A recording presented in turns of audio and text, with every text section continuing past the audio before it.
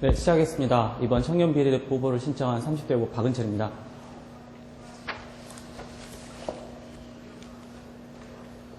저는 이번 청년 고용촉진 특별법 일부 개정 법률안을 대표 발의했습니다. 현재 형식에 마쳤는데 현재 국회의안 정보 시스템을 거쳐서 확인을 하였고, 두 번째 22일 기준으로 이 법안이 있는지 확인을 하였습니다. 세 번째로는 제가 제출한 내용과 이 내용이 다르지 않습니다. 마지막으로 특별한 사유와 양식을 따랐습니다.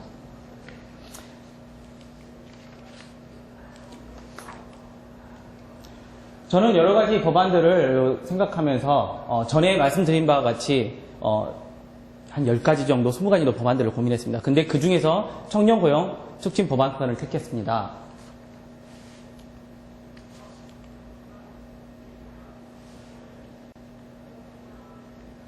네, 제안한 이유입니다. 사실상 지금 310만 명가에 달하는 실업자가 지금 나왔습니다. 그런데 이 실업자 중에서 약 35% 정도 되는 108만 8천 명이 바로 청년이라는 것입니다. 2008년에서 11년까지 연평균 4.2%씩 증가했고 21.8%의 증가에 달하는데, 이 상황에서 청년들이 구직 활동을 포기하고 있는 상황이 일어나고 있는 것입니다. 상시근로자 300명 이상의 민간기업 공기업에서는 일정한 응시 자격, 소위 스펙을 요구해서 309만 4천 명의 기업이 요구한 응시 자격을 갖추고 공기업에 지원할 수 있는 구직자 소수에 한정되어 다수는 지원조차 하지 못하고 있는 실정인 것입니다. 사실상 309만 4천 명은 헌법에 명시하는 평등과 차별의 사각지대에 있다고 말할 수 있습니다. 이에 공공기관, 민간기업, 공기업 협력하여 오픈 채용을 매년 인원의 30%를 의무적으로 도입하게끔 하고자 합니다. 발의된다면 2014년 12월 31일에서 2020년 23일까지 연장합니다.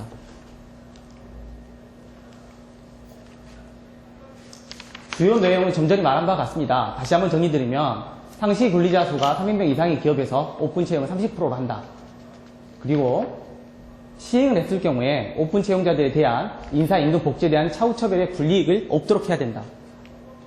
세 번째로 특별위원회 평가 결과 채용 실적이 부진한 사업자 및 공기업 장에 대하여 오픈 채용을 실시해주길 요청하고, 정부는 이 사업자에 대해서 조세 감면이나 보조금의 지원 등을 할 수 있는 방법을 논의한다. 그리고 마지막으로 아까 말씀드린 2020년 12월 30일까지 연장한답니다.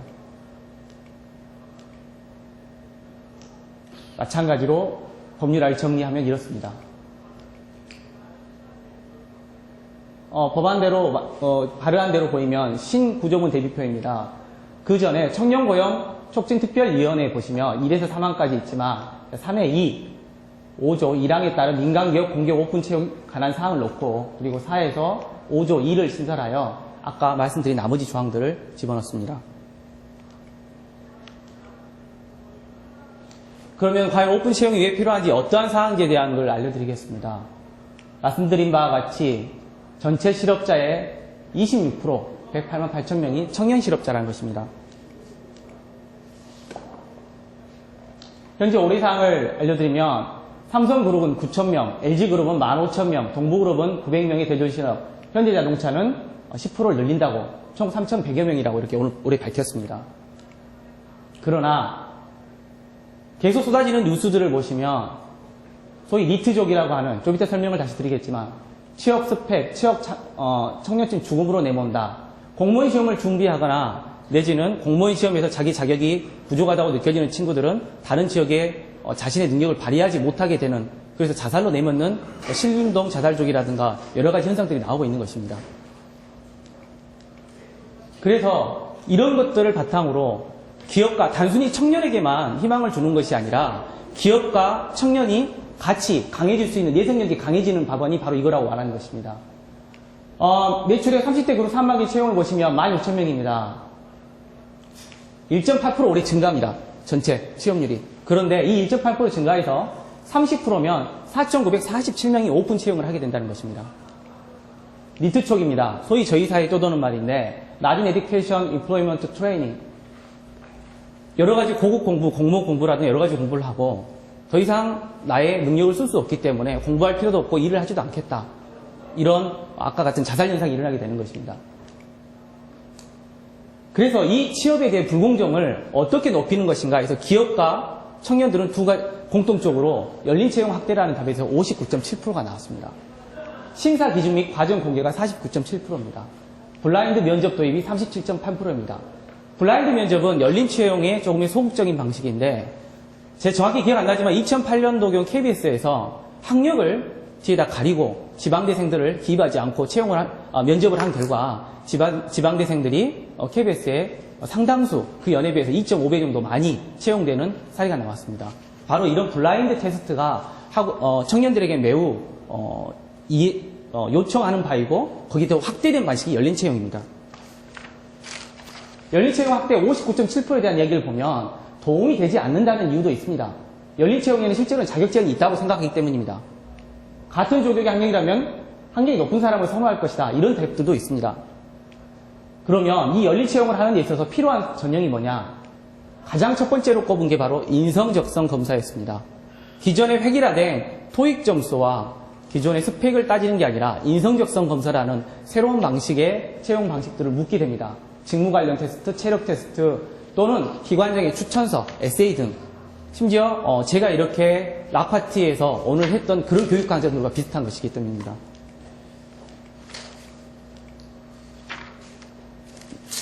아이폰입니다. 스티브 잡스의 뒷면에는 바로 이 스티브 잡스가 이 디자인을 나오기 전에 영국에서 굉장히 유명한 단시 변기를 아름답게 제작하던 한 고졸 출신 기술자를 데려왔다고 합니다. 근데 그 기술자를 데리고 많은 반발이 있었는데 전혀 다른 분야다. 근데 결과적으로 스티브 잡스 뒤에 숨겨진 그분과의 합작품으로 인해서 바로 아이폰이라는 창조성이라는 작품이 나왔다는 것. 즉 오픈 채용이라는 방식을 이미 아이폰에서는 하고 있었다는 것을 한번 예시로 넣어봤습니다. 그러면 현재 기업들이 이걸 반길 것인가? 이미 시행되고 있습니다. 스펙보다 인성 스토리 중견 기업들이 상반기 공개 열린 채용 문화로 이미 확산을 했습니다. 적성검사, 실무면접, 실장 및 임원 면접 순으로 하고 있습니다. MK 창업 블라인드도 이미 면접을 하고 있습니다. 구직자의 75.9%가 불공정을 느낀다고 한 적이 있는데 이 부분에 대해서 이미 심지어 학력, 키, 성별, 몸무게, 학점 등을 적는 칸을 없애기까지 하는 것입니다. SK도 마찬가지입니다. 그리고 SK는 2박 2일간의 저희와 비슷한 밀착 면접까지 하고 있습니다. 농협도 마찬가지입니다.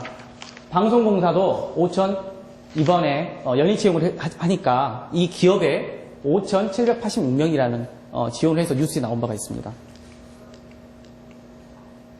그러면 공무원입니다. 경기도 신규 공무원 채용에 새바람이 불고 있다. 이미 공무원 사회에서도 블라인드 테스트와 열린 채용을 지금 시도하고 있습니다.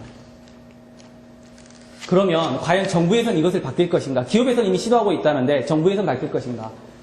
2월 14일자 얼마 전 이채빌 노동장관은 증시간 열린 채용을 힘써달라고 이미 말을 했습니다. 법안이 통과된 데서 정부에서도 긍정적일 것이라고 생각합니다. 긍정적인 효과입니다. 우수인재 개념의 정립입니다. 과장급 면접위원회 자부심입니다. 탈락자에 대한 좋은 이미지입니다. 그리고 공정한 선발을 긍정적인 효과로 여러 가지 사항들이 나오고 있습니다. 그러나 문제점에 대해서도 말하는 바가 있습니다. 우선 스피치 유지의 답변자가 유리하다. 그 사람의 내공을 보기 힘든 부분이 있다. 또 면접관의 담합이 있을 수도 있다. 그리고 대기 시간이 너무 장기화되고 면접관이 피로해진다. 질문 내용이 공개가 되는 사항이 벌어지고 하는 것입니다. 평가 방식입니다. 이렇게 기준서가 보시면 사회적 책임, 생활신조, 성격, 협조성, 적극성, 교우관계로 이렇게 여러 가지 분야들을 보게 됩니다. 마지막 이야기 전에 사회적인 기준을 보시면 우리나라가 하드 스킬적인 부분에서 소프트 스킬 쪽으로 인력을 이동시키고 그리고 인재상을 바꾸게 된다는 것입니다. 국가가 튼튼해질 수 있고 청년이 바뀔 수 있습니다. 마지막으로 민주당 정책의 부합성을 봤을 때 민주당 강령 뒤에 25가지 정책이 나왔는데 사람을 위한 경제성장 실현, 노동자의 권익보호, 미래의 주역, 사회구성 존중받는 청년, 이론으로 진입장벽해서 국가 경영 발전과 지방자치 이 6가지 민주당의 공약과도 저는 부합한다고 생각하는 바이고 이 공약이 이 발의가 기업의 내성력을 강하게 하고 그리고 청년들의 인재상을 세계화시킬 수 있다고 생각하는 바입니다. 네, 이상입니다. 안녕하십니까. 민주통합당 청년비례대표 예비후보 김영우입니다.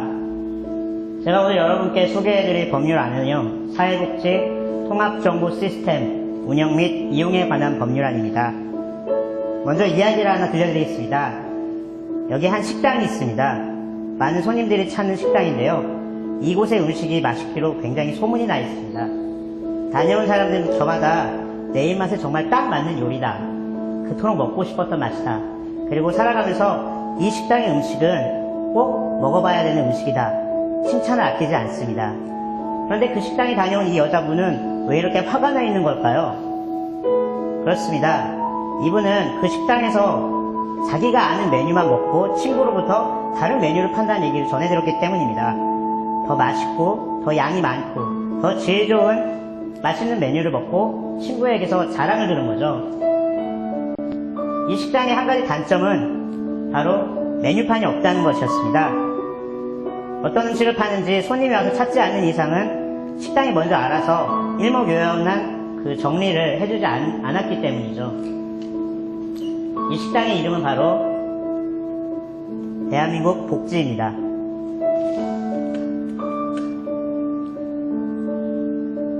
보시다시피 대한민국 복지 굉장히 많은 정책들이 있습니다.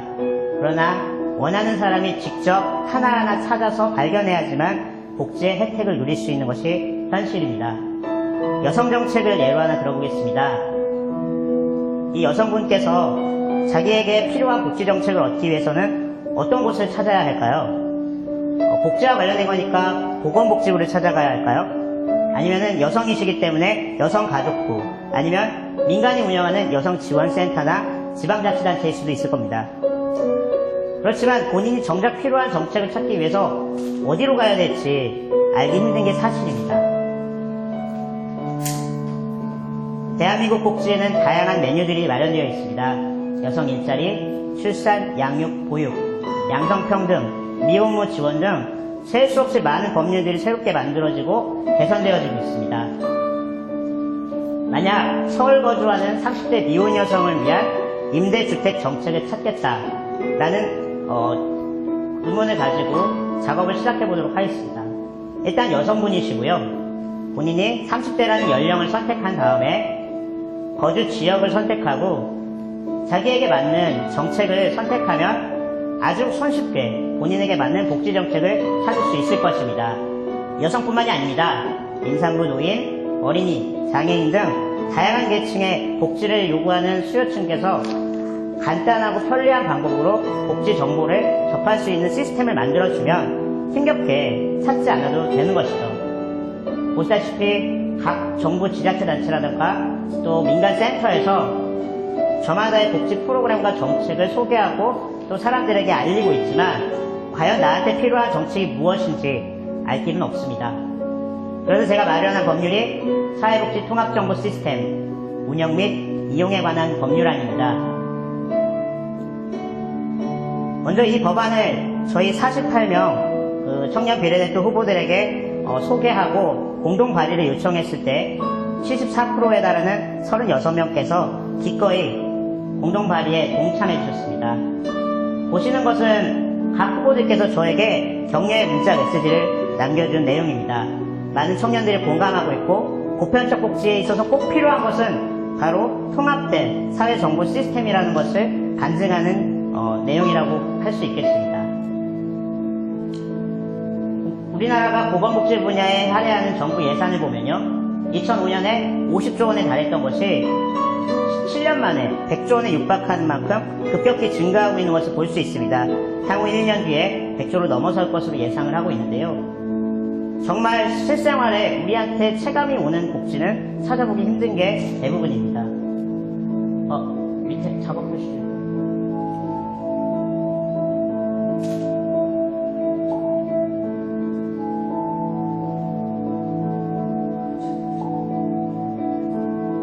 X 눌러주시네. 다시 화면만 눌러주세요.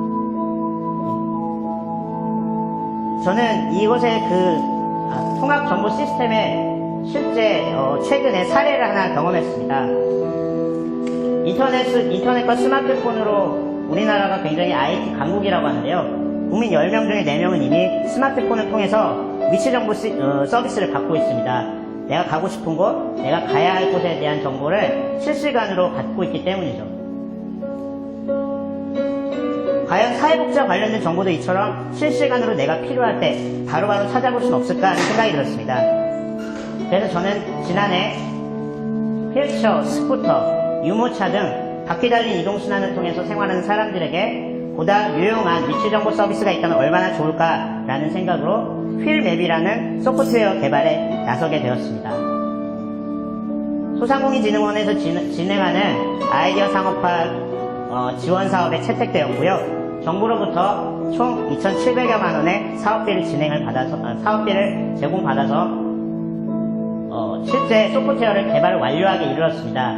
지금 보시는 분은 라울 크라우사우덴이라는 분이신데요. 지구 반대편 독일에 계신 분입니다.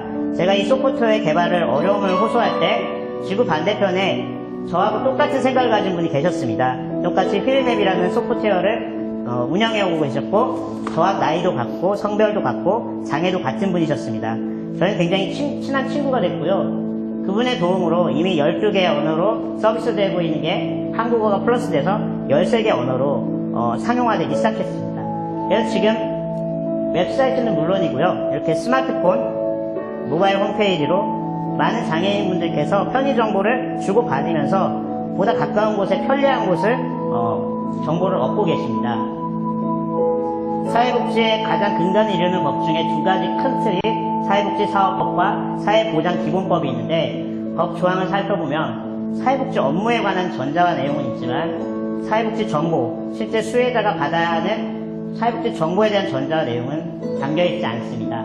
이렇게 만든 분산된 사회복지 정보를 사회복지 통합정보 시스템을 통해서 한데 묶는다면 정말 우리 모두 누구 하나 배제되지 않고 함께 잘 사는 나라로 나아갈 것이라고 생각을 해서 법안을 만들게 되었습니다. 지금까지 들어주셔서 감사합니다. 예, 안녕하십니까. 저는 청년고용촉진특별법 일부 개정 법률안에서 청년구직특별기금을 통한 고용복지, 사각지대를 해소하자라는 주제로 의안 발의를 한 신정현입니다. 예, 보시는 바와 같이 4가지 내용으로 발표를 하겠습니다. 정당한 명분, 이유 있는 요구, 고용복지의 사각지대, 개선 방안 제시, 마지막으로 기대 효과로 마무리를 짓겠습니다.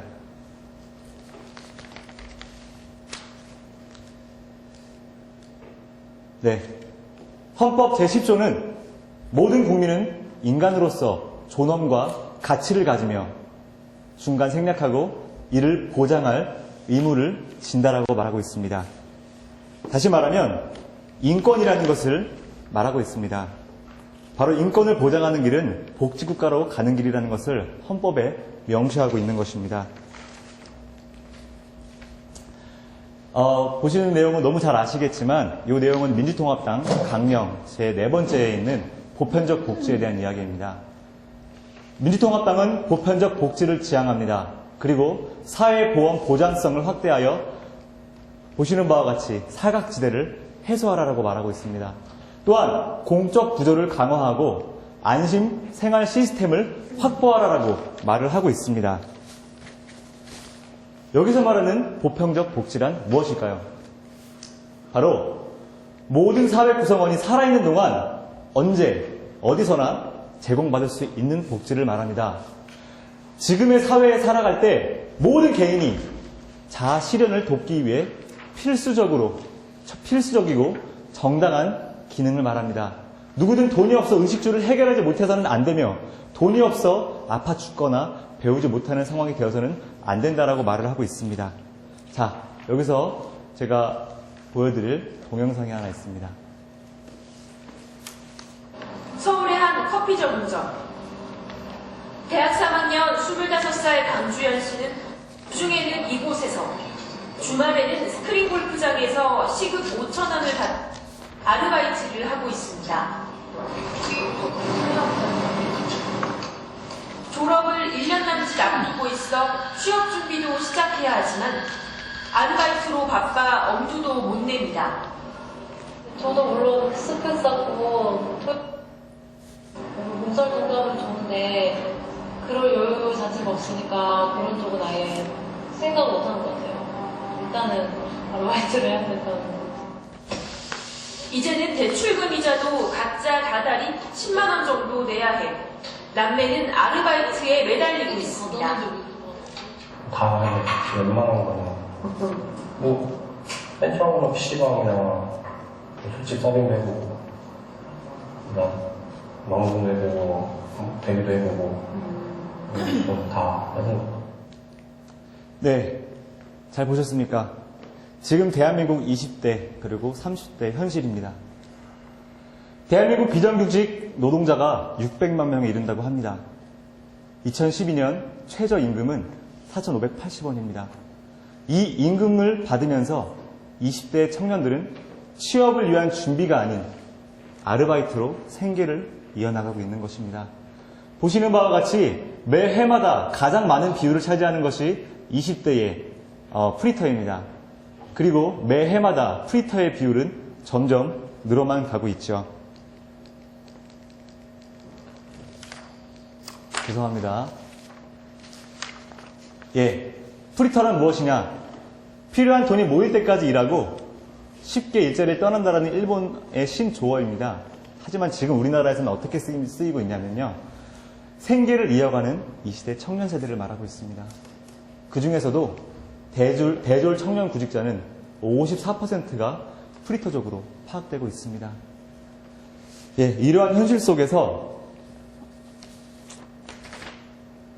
바로 노출되어 있는 우리의 대표적인 청년 3분위로 나뉘어 보았을 때 대학 졸업 예정자, 고교 졸업 예정자, 군 전역 예정자는 어떠한 신분을 가진 직업인이었음에도 불구하고 졸업 또는 전역과 동시에 그들의 삶을 보장받을 수 있는 제도 자체가 우리나라엔 전무하다라는 것입니다.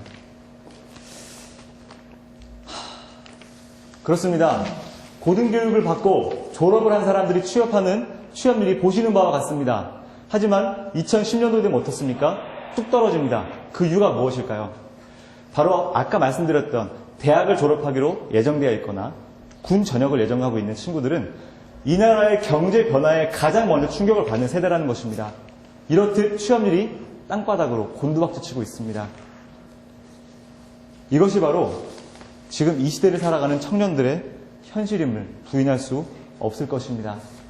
자, 그렇다면 고용보험 사업에 현재 지출되고 있는 내역들은 보시는 바와 같습니다. 실업급여라는 것은 무엇입니까? 구직급여와 취업 촉진 수당을 합친 말입니다. 이것을 수령하고 있는 사람들, 물론 아직까지 많이 부족하지만 이들은 고용보험에 가입이 되었고 국가의 사회 안전망에 들어갔을 때 약 30만 명이 수령했다 그러죠. 이들이 직업훈련 및 구직활동을 통해서 재취업률, 취업을 할 수 있는 그 능력을 더욱 향상시킬 수 있다는 것. 이것이 고용노동부 통계에 나와 있습니다. 자, 이러한 내용들을 가지고서 우리는 사각지대에 대한 해소 방안을 마련해야 될 것입니다. 이제 개선 방안을 제시하겠습니다. 취업 청년, 아까 말씀드렸던 그 새 3분위로 나뉘었던 취업 청년의 구직활동을 위해서 이들의 취업을 위한 환경조성, 의욕 증진을 위한 청년 구직 특별급여를 지급해야겠습니다. 이것은 구직수당과 같은 개념으로 보시면 되겠습니다. 그 대상은 만 18세 이상의 고교 졸업 예정자, 대학 졸업 예정자, 군 전역 예정자, 졸업 직후부터 1년 이내까지 신청할 수 있도록 제한을 두는 것입니다. 지급 기준은 국가에서 제공하는 직업능력 개발 훈련에 적극적으로 참여할 때 이러한 급여를 지급할 수 있습니다. 지급액은 해당 연도에 50%를 제공하게 됩니다. 최저임금의 50%입니다. 그리고 최장 6개월까지 지급하는 것을 기준으로 삼았습니다. 이제 그렇다면 이들에게 돈을 어떻게 마련할 거냐? 또 그러면은 돈 늘려야 되느냐? 아닙니다. 더 이상 돈을 늘리기에는 역부족입니다. 자발적 실업자들도 아직까지 급여를 못 받고 있거든요. 그렇다면 청년 구직 특별 기금을 마련해보자. 저는 목표를 4조 원으로 잡았습니다. 그리고 여기에 대한 기금을 마련할 수 있는 방안으로 정부 출연금과 복권기금 수익금, 휴면예금관리재단에서 나오는 수익금과 민간지원금, 기금 수익금 등을 합하여서 4조 원을 마련하는 것을 목표로 하였습니다. 아주 근거 없는 수치는 아닙니다. 복권기금 같은 경우는 여성가족부에서 현재 관할에서 집행을 하고 있는데 24세 미만은 청소년으로 보기 때문에 이들의 취업에 대한 노력도 여성가족부에서 충분히 관심을 가져야 될 부분입니다. 휴면예금도 마찬가지입니다. 이러한 내용들을 통해서 4조 원을 마련을 한다면 제가 개인적으로 엑셀을 해서 돌려본 결과에 의하면 고졸, 대졸, 군 전역자는 연간 약 50만 명이 사회에 나오게 됩니다. 그리고 이들에게 월 최저임금의 50%, 47만 원 정도가 되겠죠. 6개월간 풀로 모두 제공을 했을 때 2조 8천, 3조 3천, 3조 5천 정도의 소요 예산이 발생이 됩니다.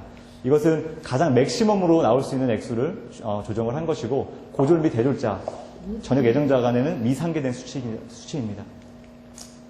그리고 20대 직업 능력 개발 훈련 참가자가 취업에 성공하는 성공률을 노동부 통계에서 봤는데요. 76.4%입니다. 상당히 높은 수치죠. 마지막입니다. 이제 이것을 통해서 우리 민주통합당이 추구하고자 하는 보편적 복지를 실현해야 될 것입니다. 또한 직업훈련 참여 및 구직활동 활성화를 통해서 취약 청년들의 적극적인 취업활동을 지원할 것입니다. 취업률 증가 및 저임금, 시간제 노동자를 감소함으로써 취약한 노동자들에게 도움을 줄 것입니다. 취업률 상승에 따른 경제적 효과가 발생할 것입니다. 개인별 가처분 소득이 증가함으로 인해서 시장에 많은 소비 수요가 발생할 것이고 고용, 요율 인상에 대한 부담을 지지 않을 수 있다는 장점과 이들이 이걸 통해 세수를 많이 소비하고 많이 소비함으로써 세수가 증대되는 좋은 장점이 있을 것으로 예상됩니다. 이상으로 발표를 마쳤습니다. 고용보험의 안전망으로 해결되지 않는 이 사회의 사각지대, 이것을 해결하는 것, 이것이 바로 청년 민주통합당의 대표가 해야 될 일이라고 생각합니다. 취업 전쟁에 뛰어들었지만 전쟁, 전투에만 신경 써서 오직 승리를 이끌 수 있는 취업 전문가, 구직 대표가 될 수 있도록 이 제도를 반드시 활성화시키겠습니다. 이상입니다.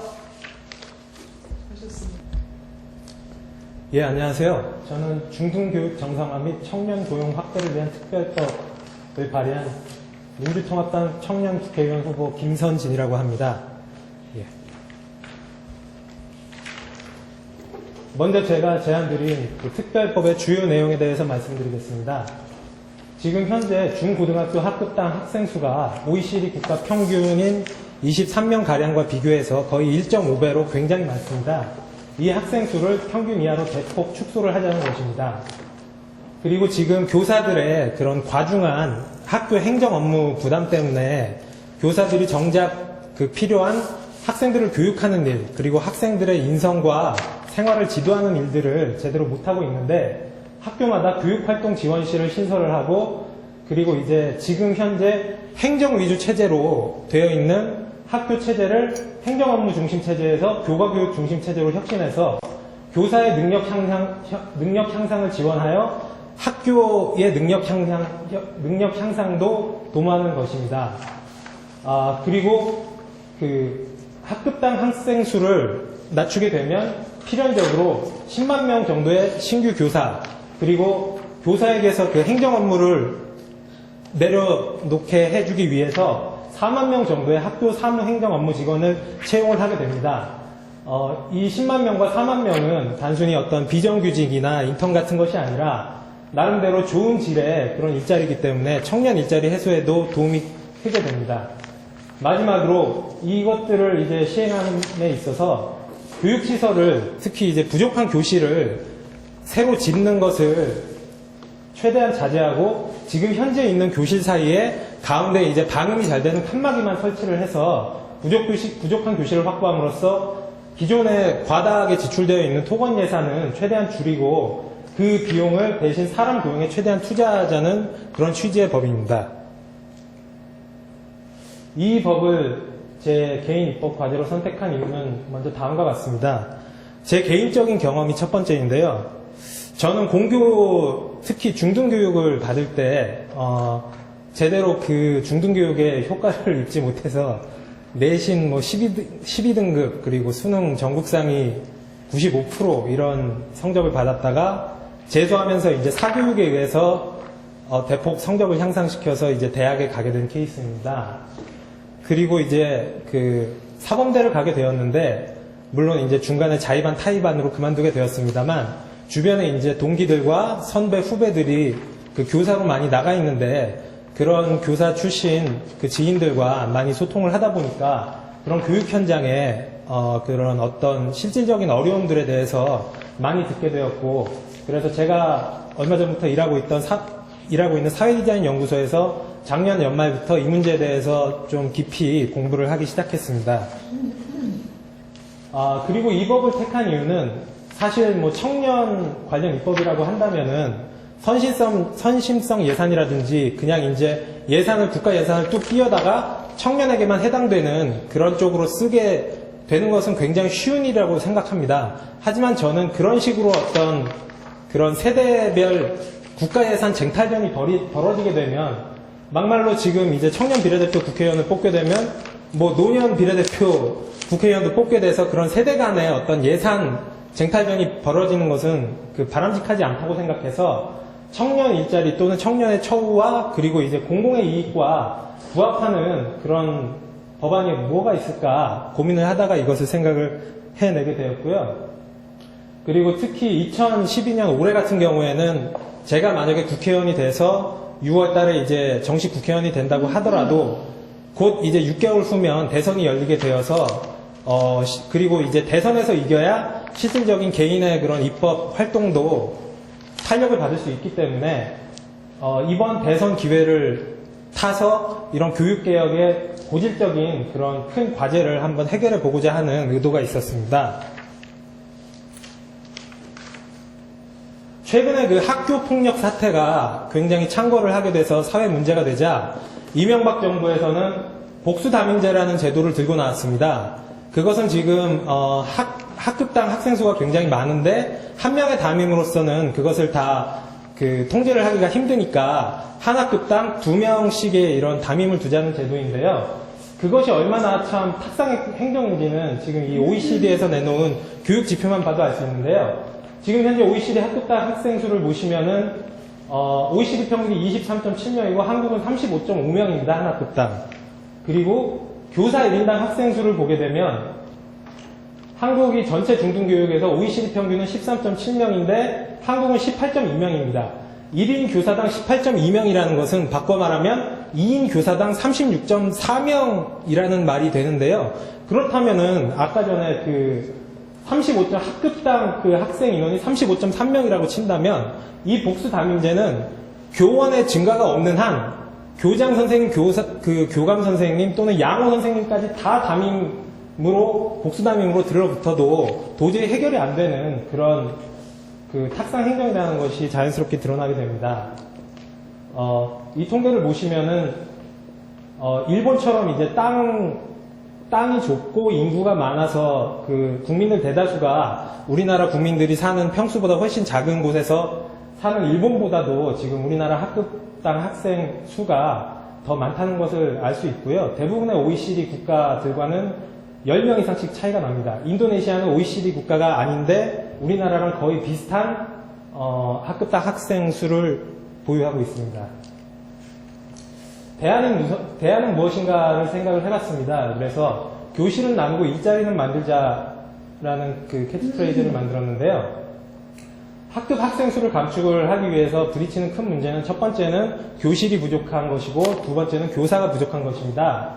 근데 이 교실 부족 문제를 해결을 하려면은 예를 들어서 지금 있는 교실에서 단계적으로 예를 들어서 학급당 학생 수를 35명에서 1년 후에는 30명 또는 5년 후에는 25명 이렇게 단계적으로 나누는 게 어떻게 보면 합리적으로 보일 수도 있습니다. 하지만 생각을 해보면 그렇게 단계적으로 낮추려면 학교는 계속 공사 현장이 될 수밖에 없습니다. 계속 교실을 새로 증축을 하든지 신축을 하든지 그래야 되기 때문에 그래서 이 부분은 차라리 지금 있는 기존의 교실을 반으로 나눠서 그 교실 중간에 방음 칸막이를 설치해서 한 번에 OECD 평균 수준으로 올라가는 것이 첫 번째는 비용이 덜 들고 두 번째는 그 교실 증축 기간을 줄일 수 있기 때문에 학생들의 어떤 그 학습권 침해도 덜 이루어지는 일이라고 생각을 합니다. 교사 부족 문제는 그 신규 채용으로 양질의 청년 일자리를 창출을 할 수 있고요. 그리고 지금 현재 우리나라 중등 교육 학생들의 수업 시간은 역시 OECD 국가 평균보다 높습니다. 거기에다가 이제 뭐 방과후 학습이라든지 아니면 사교육까지 합치면은 우리나라 그 청소년들은 거의 뭐 아동 학대에 가까운 그런 처우를 받고 있다고 생각을 하는데요. 학생의 수업 시간은 줄이고, 왜냐하면은 이제 학급당 학생 수가 반으로 줄어들면 그만큼 양은 줄어들지라도 교육받는 것의 질은 높아지기 때문에 학생의 수업 시간은 좀 줄이더라도 문제가 없을 거라고 생각합니다. 대신 교사의 수업 시간은 좀 늘려도 된다고 생각을 하는데요. 뒤에 나올 그 교사의 그 행정 업무를 그 덜어주는 그런 법안이 함께 통과가 된다면은 교사가 이제 행정 업무에 시달리지 않는 대신 그 시간을 더 수업 시간을 늘리는 것은 교사들도 받아들일 수 있는 그런 것이라고 생각을 합니다. 그 신규 채용 교사, 여태까지 채용됐던 교사들은 어쩔 수 없지만 이 법안이 통과되고 나서 채용될 교사들의 급여는 지금 보시면 아시겠지만은 현재 OECD 평균에 비해서 우리나라 교사들의 급여가 굉장히 높은 편입니다. 초임은 비슷한 수준이지만 15년 경력 그리고 최고 후봉까지 가게 되면 OECD 평균보다 거의 2배 가깝게 그렇게 높은 수준이고요. 1인당 GDP 대비 15년 경력의 교사의 급여 비율을 살펴보더라도 OECD 평균은 그 1.22배인데 한국은 2배에 그 가깝습니다. 잡무에서 교사들을 해당시키는 게 중요한 이유가 이 표를 보시면 아시겠지만은 보통의 교사들이 하루에 잡무를 2시간 이상씩 하게 됩니다. 그래서 교사들의 하소연은 잡무를 하다가 애들을 가르치러 가야 한다는 그런 지적들이 많고요. 이런 체제로 이제 바꾸게 되면 현행 행정 중심 학교에서 교육 중심의 학교로 바꿀 수 있게 되는 것입니다. 교사들과 학부모들은 이미 이 문제에 대해서 공감을 하고 있습니다. 2월 16일, 17일, 20일 연이어서 전교조 그리고 전국 시도교육감협의회 한국교총에서 연이어서 이제 이런 안에 대한 입장을 내놓았고요. 어떻게 일어날 것인가에 대해서는 4월 총선 직후에 5개월간 공청회와 토론회를 시행을 하고 9월 말까지 민주통합당 대통령 후보의 주요 공약 중 하나로 관철을 시켜서 대선 기간 3개월 동안 국민적 토론을 거친 후에 대선 승리 이후 취임과 동시에 시행을 하는 것을 목표로 하겠습니다. 이상입니다. 감사합니다. 입법안 주제를 선택하기 위해 많은 고민을 했습니다. 간병인 제도 법제화, 국공립 어린이집 확대 사업, 반값 등록금 지지합니다. 대기업 횡포, 양극화 반드시 막아야 합니다. 세금 구조 조정해야 합니다. 의료보험 상한 구간 신설해야 합니다. 민주당 강력에 있는 경제민주화, 복지국가, 생태민주주의를 위해 지속 가능한 발전을 이룰 수 있는 대한민국이 되어야 합니다. 그래서 수많은 정책 중에서 단 하나를 통과시킬 수 있다면 재고의 여지가 없습니다. 이 모든 것보다 중요하고 시급한 것, 바로 부동산 문제입니다. 저는 전세로 살고 있습니다. 대출을 끼고 어렵게 작년 처음으로 아파트를 얻었습니다. 1억 5천입니다. 내년 초순이면 재계약을 해야 합니다.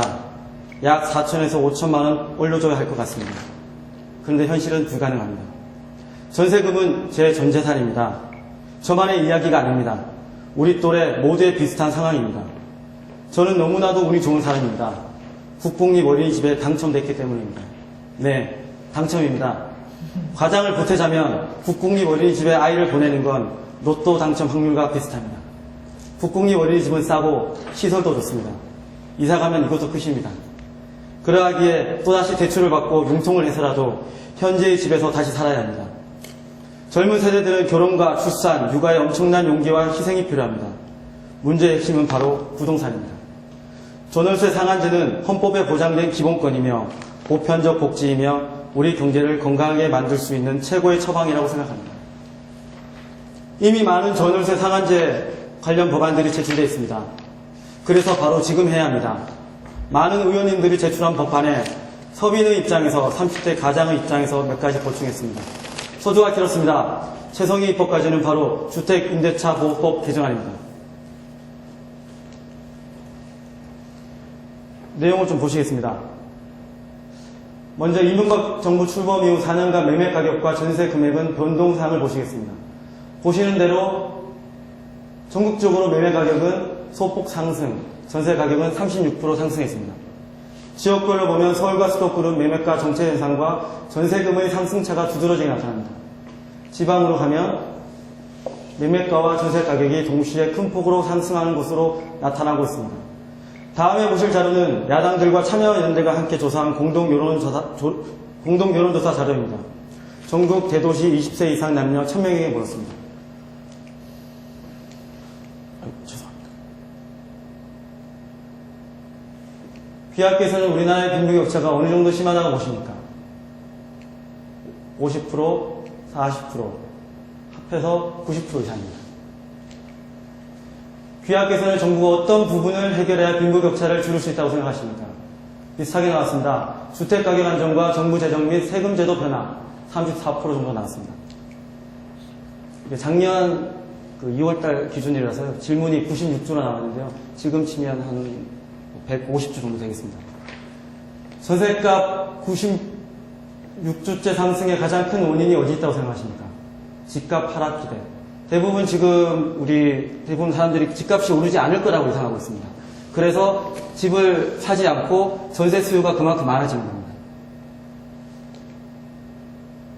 전월세 인상폭 관련된 질문인데요. 찬성과 대체로 찬성이 72.8%입니다. 근데 여기서 핵심은 아파트 단독주택, 기존에 집을 가지고 계신 분들도 여기에 상당한 공감을 하시는 걸로 나타났습니다. 그래서 이게 특별한 사유가 없다면 다시 계약할 수 있는 제도에 대해서 어떻게 생각하십니까? 찬성과 대체로 찬성이 88% 이상 나왔습니다. 여기는 외국 사례인데요. 공정임대료 제도에 관련된 내용입니다. 공정임대료 제도 도입에 어떻게 생각하십니까? 찬성과 대체로 찬성이 79.7%입니다. 지금 해외별 임대료 규제 내용입니다.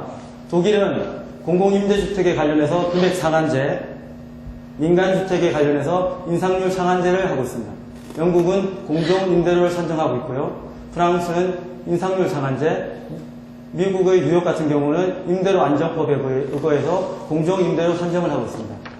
일본은 철저한 전속 보호제도인데요. 법적으로 아주 강한 구성력이 있기 때문에 임차인에게 아주 유리한 제도고, 위에 있는 모든 제도보다 일본이 가장 강력하게 임차인을 보호하고 있습니다. 주택임대차 보호법 개정안입니다. 지금 순서대로 지금 발의한 내용을 정리했는데요. 당론인 박영선 의원 안을 얘기 드리자면, 임대차 계약 갱신 상한제 5% 제한하고 있습니다. 임대차 보호 기간을 4년, 그러니까 현재 2년에서 2년을 더 하자는 내용입니다. 강기가보험 같은 경우는 5% 상한제는 같은데요.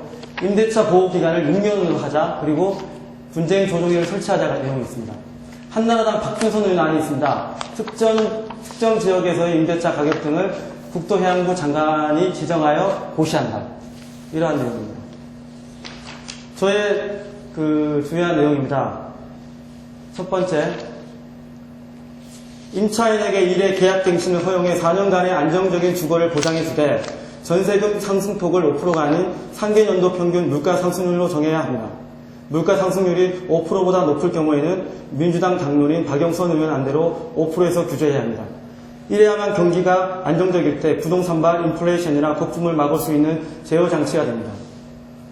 물가 상승률과 연동하는 것은 경기 안정을 위해 반드시 필요한 조치라고 생각합니다. 특히 한 번 연장 후 4년 차에는 인상률 상한 제한이 풀리게 되는 효과가 있습니다. 현재 전세 대란을 2년 동안 잠재워 놓는 효과가 가지는데요. 실제적으로는 2년 뒤에 더 큰 폭발력을 가진 다이나마이트가 될 것이라고 봅니다. 신규 계약에도 소급 적용되지 않기 때문에, 따라서 임대료 금액 자체에 대한 상한제, 즉 금액 상한제가 실시되어야 한다고 생각합니다. 그래서 그 관련된 내용들을 정리를 해봤습니다. 법무부 산하 주택임대차위원회를 국무총리 산하로 승격하여 지역별로 전세금 상한제도를 운영케 합니다. 제가 이거 금액 상한제 관련해서 좀 내용을 들여다봤는데요. 수도권과 지역의 상황이 다릅니다. 수도권 같은 경우는 매매가의 50-60%가 전세 가격이고, 영남 같은 경우는 매매 가격의 80%까지 근접해 있습니다. 그래서 일괄로 산정할 수 있는 방법이 없어서 지역별로 상황에 맞게 산정을 할 필요가 있다고 생각합니다. 그리고 현행 시행령에 규정된 임차인의 우선 변제 금액을 주택 가격의 4분의 1로 규정한다. 이게 원래 주택임대차 보호법 시행령에 있는데요. 서울 같은 경우는 그 집 주인이 파산해서 경매로 넘어갔을 경우에 임차인에게 2,500만 원을 우선 지급합니다. 법적으로 한정이 되어 있고요. 수도권 가밀 지역은 2,200만 원 지급하고 있습니다. 그리고 지방을 내려가면 1,400만 원 더 내려가고 있는데 저희 개정안에서는 임차인의 우선 변제 금액을 전세 가격의 4분의 1로 규정하고 있습니다. 1억 5천만 원 전세 가격이면 4분의 1, 2,600만 원이 되는 것입니다. 흔히 전세입자들이 확정일자를 신고합니다. 대부분. 그리고는 문제가 발생했을 경우 자신의 전세금은 안전하다고 생각을 합니다. 이런 생각은 다양한 형태로 무너지기 쉽습니다. 재계약할 때 집주인이 대출을 받았다면 우선순위가 뒤로 밀려납니다.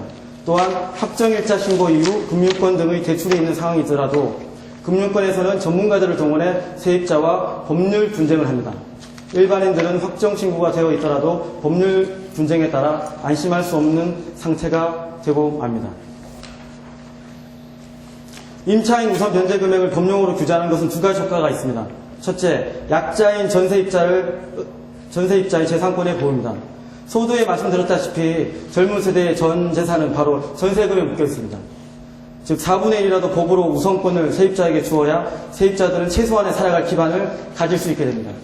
두 번째 효과가 있습니다. 금융권의 대출 규제와도 연관됩니다. 전세입자들의 우선 변제권을 법적으로 보장할 경우 문제 발생 시 금융권에서는 자신들이 복구할 수 있는 비용을 최대한 낮춰 잡을 수밖에 없습니다. 때문에 우선 변제권의 법률 규정은 과도한 부동산 대출을 우회적으로 규제할 수 있습니다. 이것은 미국의 서브프라임 모기지 사태나 금융위기를 막을 수 있는 좋은 안정장치가 될 수 있을 거라고 생각합니다. 이상으로 주택임대차 보호법 일부 개정안 설명을 마치도록 하겠습니다. 많이 부족한 설명 들어주셔서 감사합니다. 민주주의 몰락의 시대입니다.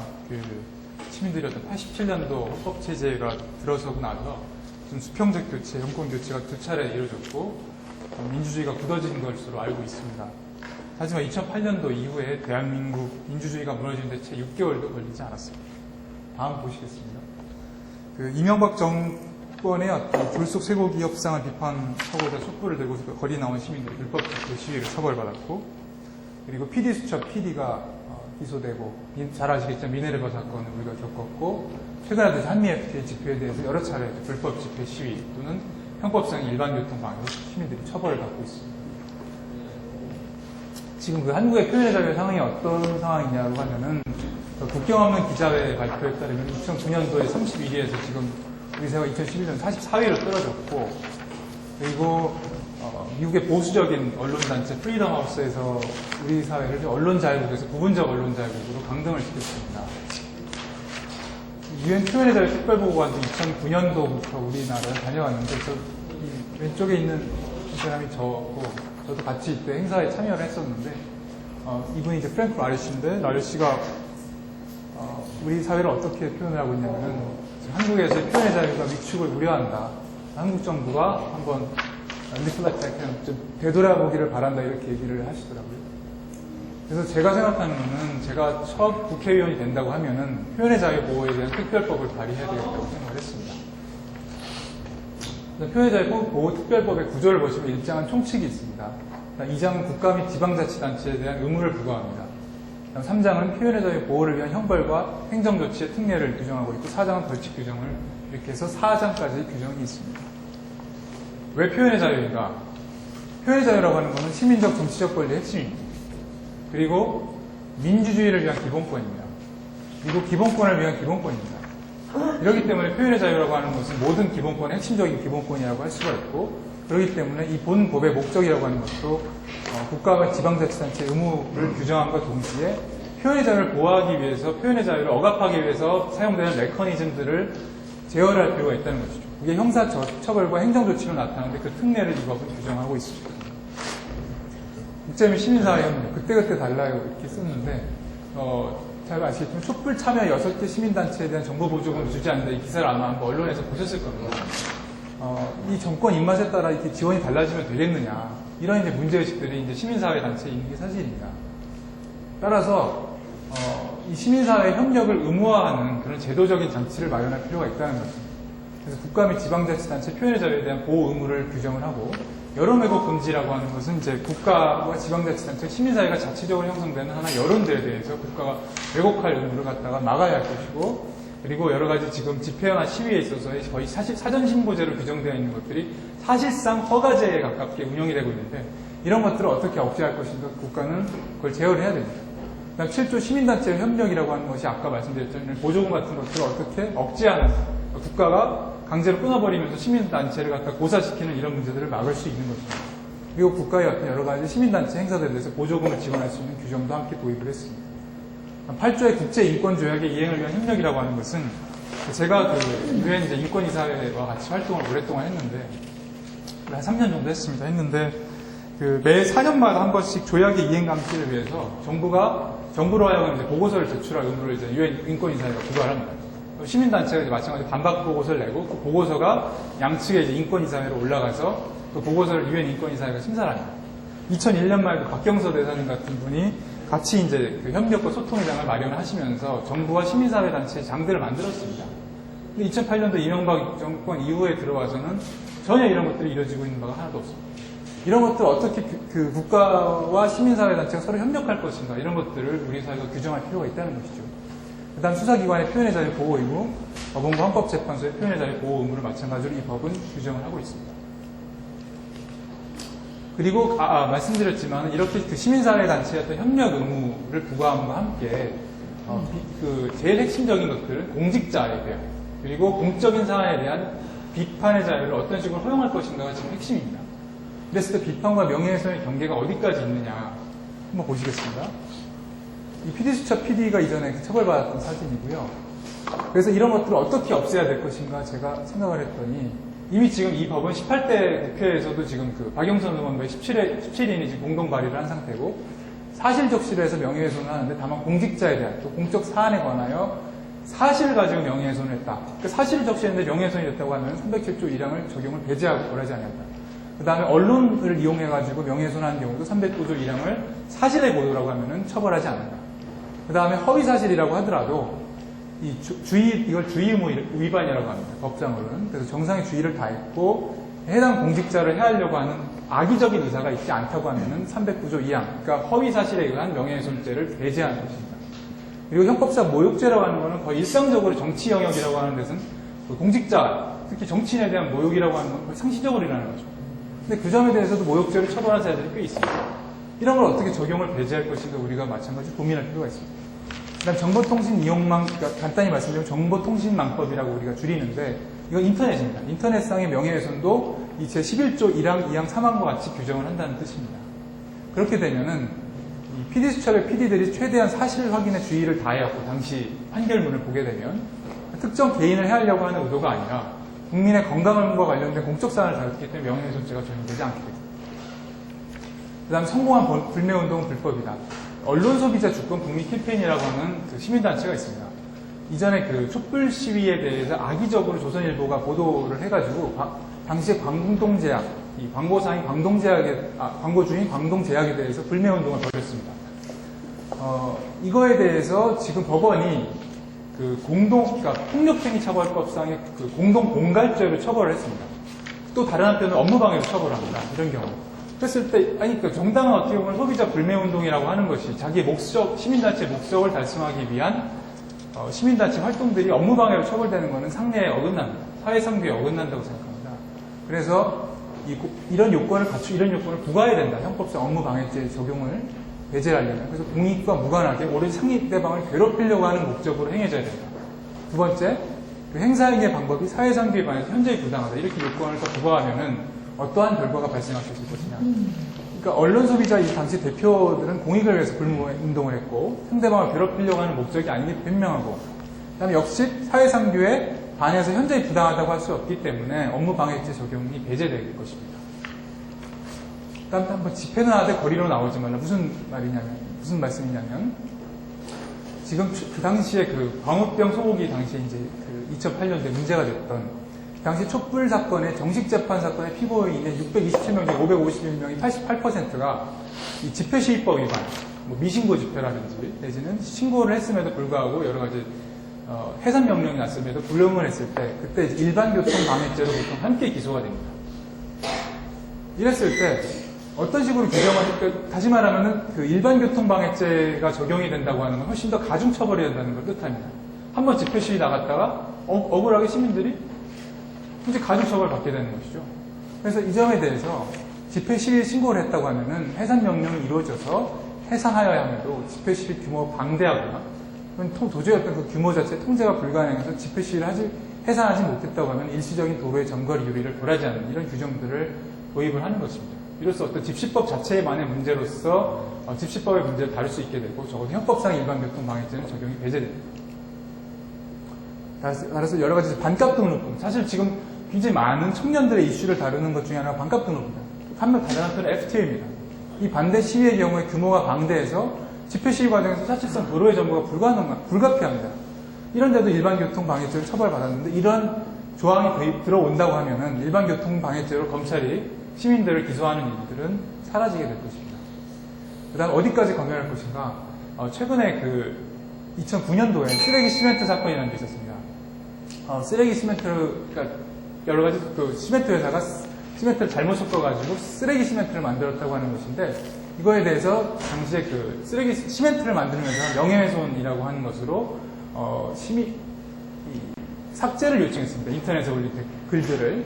근데 이 조항들이 들어서게 되면은 인터넷에 올린 더 이상 글들에 대해서 공적인 사안, 그러니까 공개를 목적으로 정보된 공적 사안의 여론 형성을 위한 비판의 내용이라고 한다면 그 정보의 삭제를 해당 공직자가 더 이상 삭제 요청할 수가 없게 되지만 다만 혹시 이제 그 비판 내용에 대해서는 반박 배제를 요청함으로써 그런 자신의 어떤 공직자로서의 어떤 여러 가지 비판에 대한 반박 자료를 보도할 수 있게 됩니다. 그리고 다른 한편은 임의의 임시 조치를 지금은 이제 그 자의적으로 정보통신망법상 정보통신 서비스 제공자가 임의로 삭제할 수 있는 조항도 있습니다. 또 다른 한편으로 방송통신심의위원회 곧 끝내겠습니다. 방송통신심의위원회가 불법 정보 유통이라고 해서 명예훼손을 했다고 하면 직접적으로 방통심의가 그걸 삭제할 수 있는 권한도 있습니다. 이런 규정들을 배제할 수 있게 됩니다. 따라서 쓰레기 시멘트 글이라고 하는 이런 하나의 공적인 비판에 대한 글들이 더 이상 삭제되지 않을 것입니다. 민주통합당의 강령이랑 정책이라고 하는 것이 권력개혁과 지금 시민 참여를 확대를 위한 민주주의 강화를 이야기하고 있습니다. 이렇게 다양한 세력의 참여가 보장되고 정치가 실현되고 시민과 소통할 수 있는 정치 문화를 만들어야 됩니다. 그렇게 되려고 하면 표현의 자유에 대한 보호가 훨씬 더 확장돼야 될 것이고 제가 마지막으로 말씀드린 존 스튜어트 밀이라고 하는 이제 학자가 있죠. 그 진실은 허위와 부딪힘으로써 오히려 더 분명하고 인식되고 생동감을 드러낸다고 했습니다. 우리 사회가 지금 가장 필요한 건 진실입니다. 그리고 그 진실, 모든 사실은 경제적, 사회적, 문화적 권리는 시민적, 정치적 권리보다 우위에 있지 않습니다. 시민적, 정치적 권리가 해결되지 않고서는 여러 가지 지금 그 청년의 문제들을 같이 해결할 수가 없다는 것이 제 생각입니다. 제 발표를 여기까지 마치겠습니다. 감사합니다. 안녕하세요. 창조산업 육성에 관한 법률안을 발표할 서동진이라고 합니다. 죄송합니다. 안 되는 것 같아요. 죄송합니다. 잠시만요. 컴퓨터 향해서 눌러보세요. 죄송합니다. 네. 우리 이야기를 좀 시작해 볼까 합니다. 청년은 일자리가 없다고 말하고 기업은 사람이 없다고 이야기를 하고 있습니다. 실제로 청년에게 일자리가 없다는 것은 조금 다른 이야기입니다. 외국인 근로자를 보내달라고 하는 중소기업이 많은 것이나 아니면 공단에 일자리가 많은 것을 보면 실제로 일자리가 없지는 않습니다. 그리고 기업은 사람이 없다고 말을 하고 있습니다. 정말로 사람이 없는 것이 아니라 그들에게 가치를 부합시키는 사람이 없는 것이 문제입니다. 그래서 우리는 양질의 일자리를 이야기하고 있습니다. 보통 양질의 일자리라고 하면 보통 나오는 얘기는 돈이나 아니면 복지, 그리고 얼마나 알려져 있는 회사인지 또는 내가 그 회사에서 어떠한 보람을 얻을 수 있는지를 이야기하게 되지만 사실은 매슬로가 말하는 것처럼 우리에게 정말로 필요한 일자리는 나의 창의성을 살릴 수 있는 하고 싶은 일입니다. 즉 내가 자아를 실현할 수 있고 내가 하고 싶은 일을 할 수 있도록 해주는 것이 바로 청년이 말하는 좋은 일자리입니다.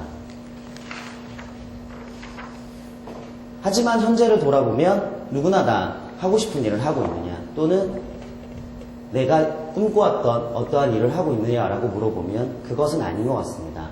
제 주위에도 대부분이 다 하고 싶은 일보다는 해야 하는 일에 집중을 해서 본인의 생계를 잇기에 급급한 것이 사실입니다. 예, 제 꿈은 공연교육이었습니다. 공연교육자는 굉장히 재미있는 일이지만 한국에는 돈을 많이 벌 수 없는 일이었어요. 그 일을 하게 되면 제 가족을 부양할 수 없는 형편이 되었습니다. 그래서 지금은 그보다는 좀 재미없는 일을 하고 있습니다. 제 꿈은 화학자였습니다. 하지만 먹고 사는 게 힘들다고 집에서 반대를 하고 지금은 게임 회사에서 일을 합니다. 우리에게는 많은 꿈이 있었습니다. 하지만 그 꿈, 내가 이루던 일을 하려고 하면 돈을 제대로 받지 못하거나 아니면 그 할 수 있는 일자리가 없었습니다. 대한민국에는 굉장히 우수한 문화유산이 있고 모두가 가지고 있는 뛰어난 개성이 있습니다. 세계 어느 곳에 내놓아도 뒤지지 않은 뛰어난 창의성을 가지고 있습니다. 이걸 다시 재능과 기술이라고 말하고 싶습니다. 음악을 연주할 수 있는 재능, 또는 음악을 하고 싶어 잘할 수 있는 재능, 영화를 만들 수 있는 재능, 아니 영화를 만드는 기술, 이러한 재능과 기술을 기반으로 지식재산권을 설정하고 이러한 지식재산권에서 소득과 일자리를 창출해내는 산업을 창조산업이라고 이야기합니다. 1990년대부터 영국은 창조산업을 국가의 주요 전략 과제로 선정하고 적극적인 지원을 아끼지 않고 있습니다. 이후에 미국 그리고 개발도상국들도 창조산업 또는 이름이 바뀐 창의산업을 적극적으로 육성하고 있습니다. 영국의 케이스를 보면 지난 10년간 평균 14% 이상의 성장을 했으며 전체 고용의 7% 이상의 새로운 일자리를 창출해냈습니다. 이를 우리 실정에 빗대보면 2200만의 고용인 중에서 175만 정도의 일자리를 만들어낼 수 있다는 말이기도 합니다. 물론 성공한다는 전제하에서요. 그리고 국민의 창의성에 기반해서 나온 지식재산권을 활용하는 산업이기 때문에 굴뚝이 없어서 지속가능한 미래 성장 모델로 각광받고 있습니다. 자신이 좋아하는 일을 할 수 있고 그 좋아하는 일 안에서 본인의 만족도는 더 올라가기 때문에 업무 만족도는 더 향상될 것이고 그에 따라서 행복 지수도 더 높아질 것입니다. 노력하는 자는 즐기는 자를 이길 수 없기에 우리의 국가 경쟁력도 더 향상될 것이라고 생각합니다. 1996년을 기점으로 재패니메이션의 하락세가 시작되었습니다. 일본의 인구가 노령화되고 경제권이 노령층에 몰리게 되면서 일본에서는 더 이상 새로운 도전이라든지 아니면 어떤 모험적인 것들을 시도하려고 하지 않고 그 안을 우리는 한류라는 이름으로 파고 들어가고 있습니다. 예전에 아시아 문화 허브라고 울부짖던 일본이 더 이상 그 위치가 아니게 되는 이 시점에서 저희는 창조산업을 더욱 육성해야 될 필요가 있습니다. 기존에 있었던 비빔밥을 좀 더 개선하고 K-팝이라고 불리우는 우리의 음악 문화 그리고 대장금으로 대변되는 우리의 드라마도 함께 시너지를 내야 합니다. 그러나 그 안에서 아직 우리 청년들의 자리는 없습니다. 기존에 사실 창조산업이라는 말은 갑자기 등장한 말은 아닙니다. 다만 이를 한국에서는 문화라는 말로 틀에 붙잡고 있었습니다. 창의성을 문화라는 말로 가두게 되면서 그 안에서 더 이상 새로운 것을 만들어내기에 어렵게 되었습니다. 비빔밥이 나가고 대나무가 나간다면 대나무 통 안에 비빔밥을 넣어서 좀 더 시너지를 내야 함이 당연합니다. 하지만 개별 기업들은 혼자서 진출하고 그 안에서 각계격파 당하고 있습니다. 이제는 융합의 시대입니다. 정보기술 위에서 또는 요식업 위에서 패션이 함께 이러한 융합을 통해서 좀 더 나은 성장을 꿈꿔야 한다고 생각합니다. 잘 알고 계시겠지만 기존의 전통산업에서는 사실 성장을 하더라도 고용이 별로 늘지 않았습니다. 대기업이 말하던 낙수 효과도 사실은 별로 효과가 없는 것으로 드러나고 있습니다. 저는 분배를 이야기할 때는 성장과 분배를 함께 이야기해야 된다고 생각합니다.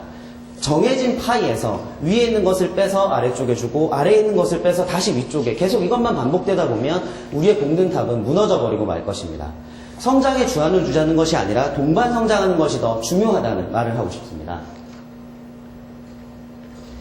제가 제시하는 본 법안은 정부가 창조산업의 육성 계획을 수립하고 세계적인 정책 방안을 마련해서 창조산업을 지속적으로 육성할 수 있는 정책적 토대를 만드는 것에 그 목표를 두고 있습니다.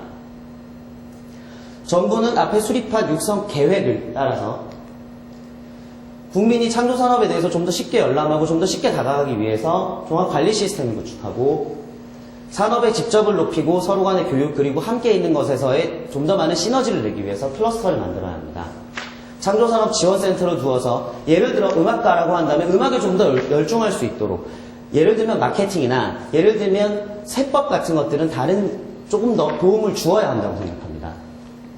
그리고 대학로에 있는 사랑 티켓처럼 창조 기업에서 나온 콘텐츠를 소비하게 되면 어느 정도의 이득도 볼 수 있어야 한다고 생각합니다.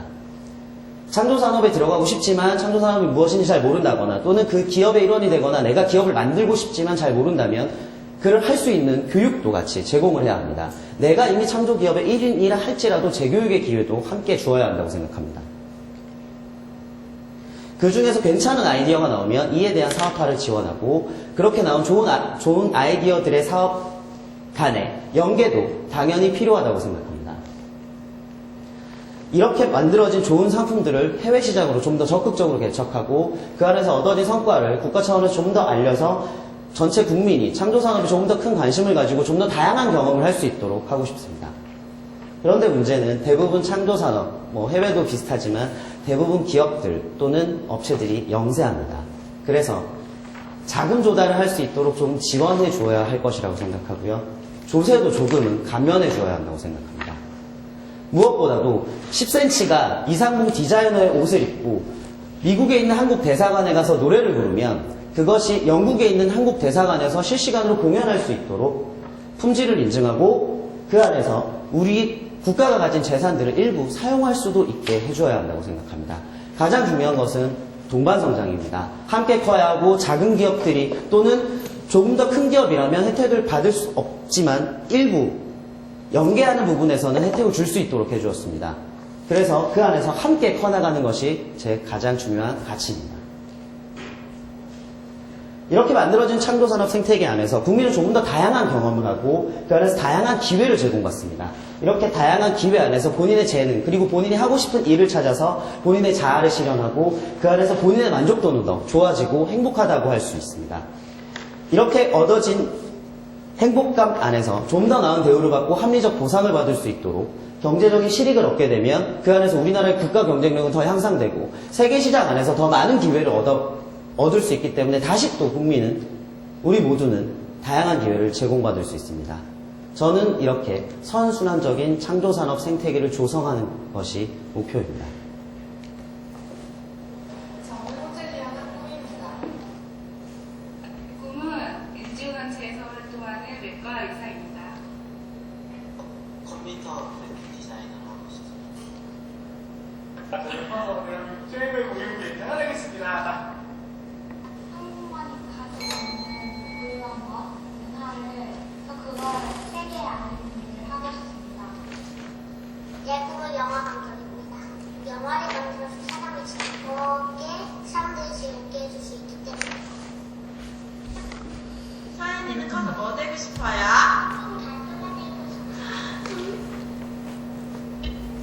율비는 커서 뭐가 되고 싶어요? 공주님 되고 싶어? 연우는 커서 뭐 되고 싶어요? 토끼의 간호사가 되고 싶다고 하는 이 아이의 꿈은 어찌 보면 허무맹랑할 수도 있습니다만 저는 이게 그의 개성이고 창의성이라고 생각합니다. 이제는 우리 청년부터 우리 청년이 되어올 청소년 그리고 더 어린 아이들까지 그들의 꿈을 보장받고 좀 더 다양한 환경에서 할 수 있는 일을 만들어줘야 할 때라고 생각합니다. 조조사입니다. 안녕하십니까. 저는 국가 균형 발전을 위한 지방 공립대학 지원 특별 법안을 설명하기로 한 김광진입니다. 요즘 반값 등록금이나 등록금과 관련한 문제들 가장 많이 접해 보셨을 텐데요. 제가 지금 설명드리고 싶은 것은 그 조문의 내용 자체는 등록금과 관련한 부분입니다. 지방대학교 등록금과 관련한 문제이지만 원 취지는 국가 균형 발전에 대한 이야기를 좀 하고 싶어서 제가 이 법안을 발의했습니다. 저는 전라남도 순천에서 초중 고등학교, 대학교, 대학원까지를 다 나왔는데요. 제가 나온 고등학교가 비평준화 고등학교라고, 순천고등학교라고 비평준화 고등학교입니다. 제가 고등학교를 졸업할 때 저희 반이 49명이었는데요. 그 중에서 의대나 아니면 사관학교를 가기 위해서 지역을 선택한 친구를 제외하고 나머지 광주 전남권의 학교를 적을 둔 친구는 저를 포함해 딱 3명밖에 없었습니다. 나머지 40몇 명은 전부 다 서울로 학교를 갔죠.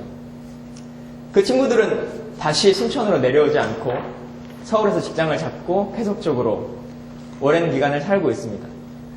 저는 대학이라고 하는 곳을 순천을 선택한 순간부터 계속적으로 이제 순천에서 직장도 잡고 시민운동도 하고 여러 가지 지역 공동체를 이루면서 살아가고 있는데요. 그러면 과연 그 지방대학교 등록금 조금 더 준다고 해서 얼마나 좋은 인재들이 남을 수 있을까라고 하는 생각들이 좀 들 수 있습니다. 그 예로는 이번에 그 서울시립대에서의 모습을 보시면 알 수 있을 것 같으신데요.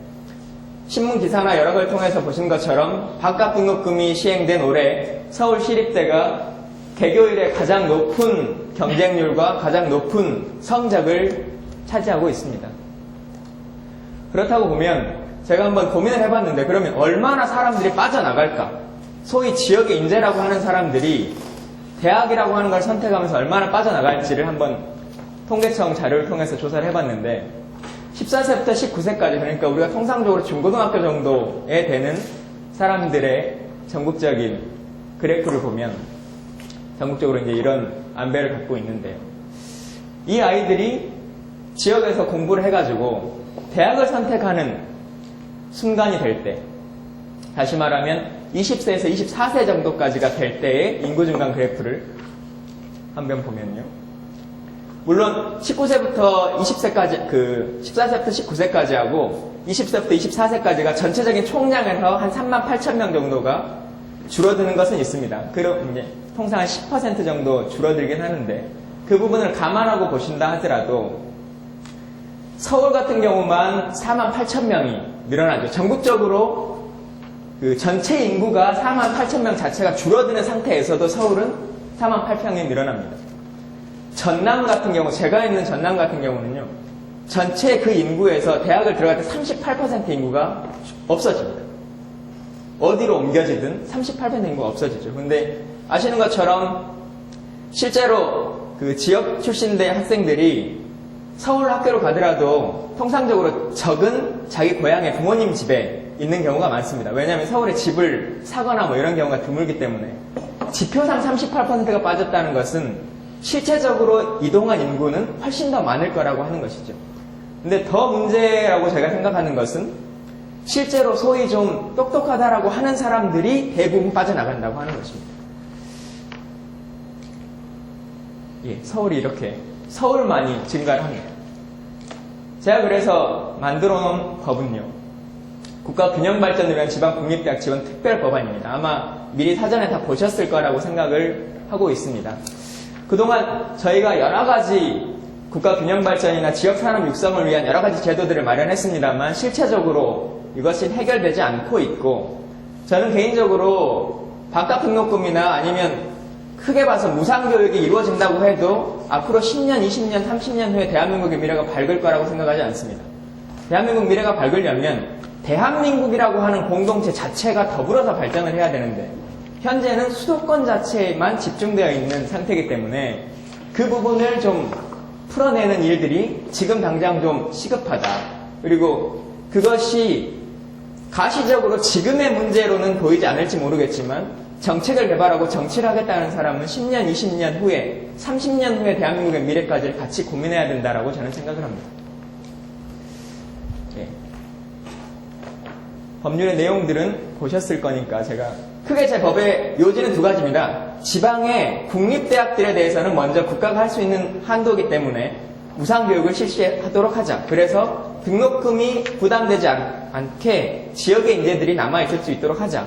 저는 개인적으로 제 개인이 그 부분들을 절실하게 느꼈고, 사실은 저도 서울에 꽤 괜찮은 대학을 합격을 했는데 저희 지역 옆에 포스코가 있습니다. 포스코에서 지역 인재 양성을 해가지고 포스코 엘리트 장학금이라고 하는 것으로 대학교 4년, 대학원 2년을 6년간을 보장을 해주겠다라고 하는 조건으로 저는 이제 지역에 남게 됐는데요.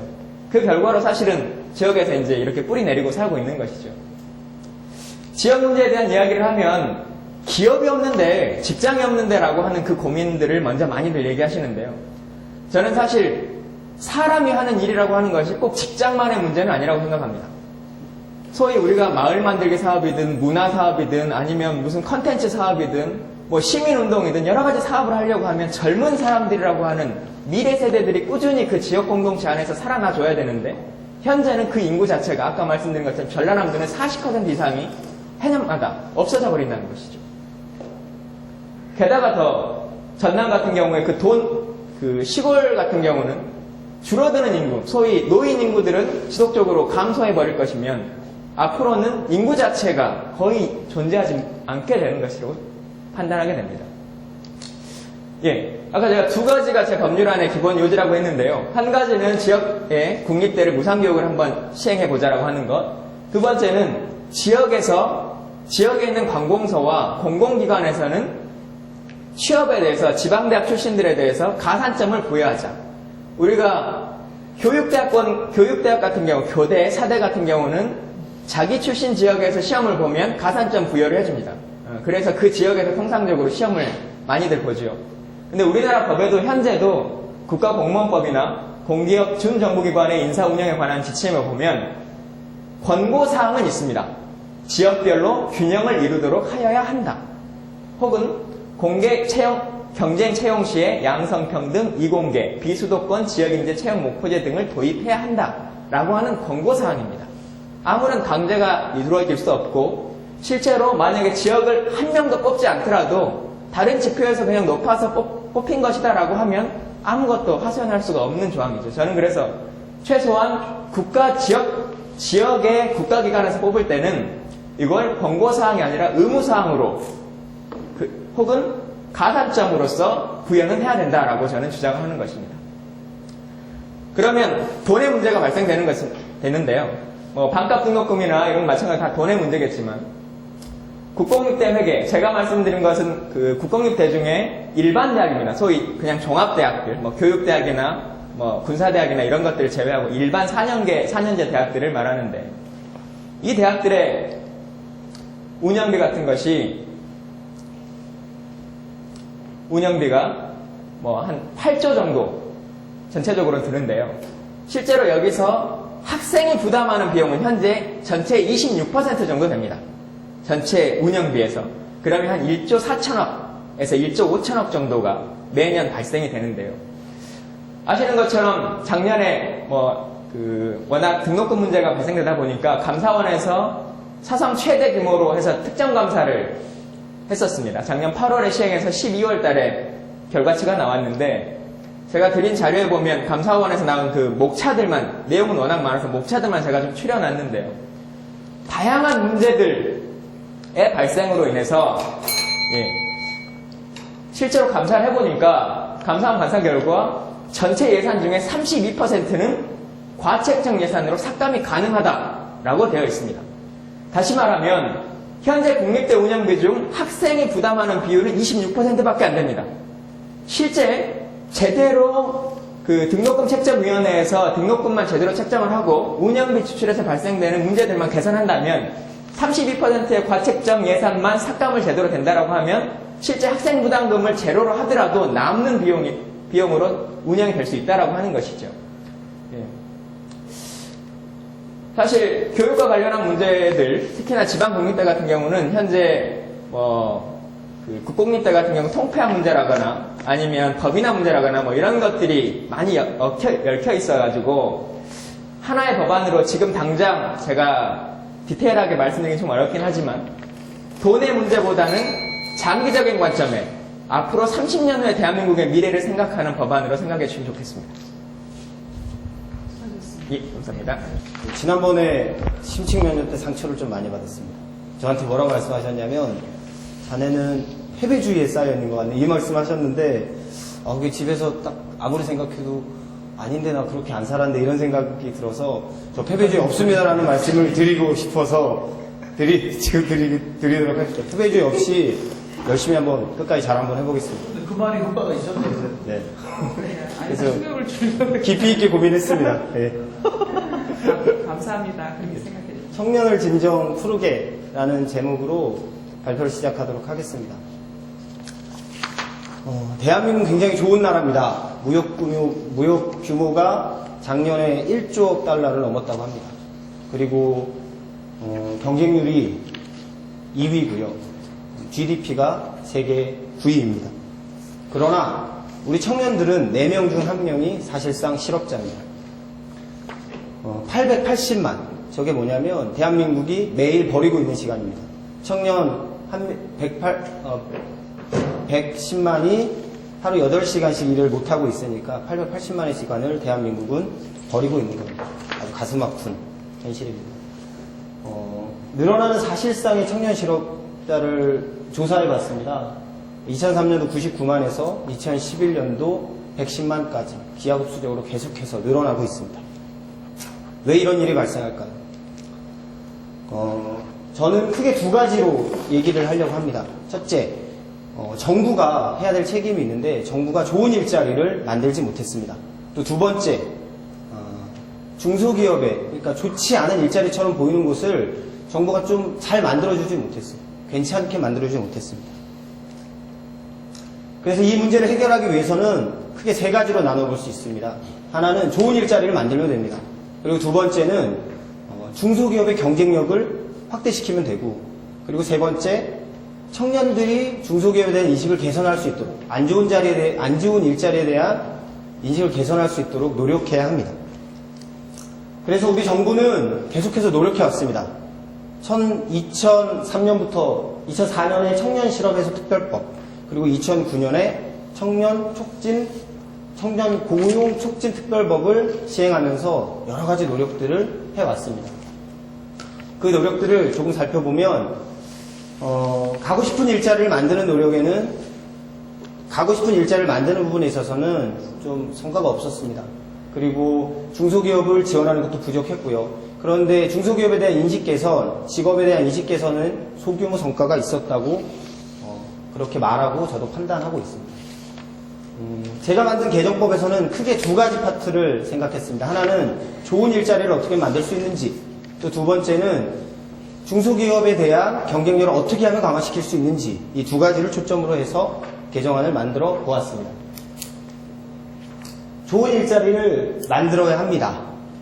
저는 크게 4개의 분야로 생각을 했습니다. 첫째, 공공기관의 일자리, 그리고 둘째, 대기업, 셋째, 중기업, 넷째, 소기업, 이렇게 해서 각각의 어떤 고용효과를 유발해야 되는지 내용을 정리해 봤습니다. 민주당 안이 지금 현재 300인 이상의 기업에서 3% 고용할당제를 하겠다고 안이 나왔습니다. 그런데 그렇게 되면 31만 명의 일자리가 만들어지긴 하는데요. 큰 저항에 부딪힐 거라고 좀 우려가 됐습니다. 그래서 약간 생각을 바꿔봤습니다. 첫째, 공공기관의 고용의 3%에서 5%를 고용할당으로 했고요. 그 다음에 대기업에서는 그 상시 근로자의 3%를 하도록 했습니다. 그리고 중소기업에서는 할당이 아니라 너희가 노력을 해라, 노력의 의무만을 부과하도록 했고, 마지막으로 제가 야심차게 준비한 것은 바로 소기업에 대한 지원입니다. 소기업에 취직할 경우, 그러니까 근로자 수가 5인에서 20인 이하의 소기업에 취직할 경우 소기업에 취직한 그 취업자에게 매달 얼마씩의 일정 고용촉진 지원금을 지급하는 겁니다. 그렇게 하면은 공공기관, 대기업, 중기업, 소기업 해서 각각 6만 개, 35만 개, 그리고 29만 개의 고용 유발 효과를 발생시킬 수 있습니다. 그 두 번째, 중소기업 경쟁력을 어떻게 하면 강화시킬 수 있는지에 대해서는 전술했던 것과 비슷한 내용입니다. 중소기업의 경우는 여러 조세 감면, 그리고 세제 혜택, 그리고 보조금 지원을 통해서 지원하고요. 그 다음에 간접 지원 형태는 아까 말씀드렸듯이 소기업에 고용 촉진 수당을 지급함으로 소기업이 좋은 인재 또는 괜찮은 인재들을 쓸 수 있는 구조를 만들려고 법안을 준비를 했습니다. 나눠드린 그 자료에는 예산 추계가 불가능하다라고 했습니다. 그러나 대략적인 부분은 좀 추계를 할 필요가 있을 거라 생각해서 추계 자료를 넣어봤습니다. 첫째, 공공기관에서는 많은 법률들이 지금 2011년까지 9개의 그 청년 고용 촉진 개정법이 올라왔는데 거기서 계속해서 얘기하는 건 공공기관의 고용을 유발했을 때 예산이 들지 않는다라는 의견을 의원들이 많이 피력을 했습니다. 그런데 제가 생각할 때는 8급 공무원 9호봉을 기준으로 계산을 하면 중소기업에서 만약에 5% 할당을 하게 되면은 적어도 2,600억 정도의 예산은 드는 거라고 판단을 했습니다.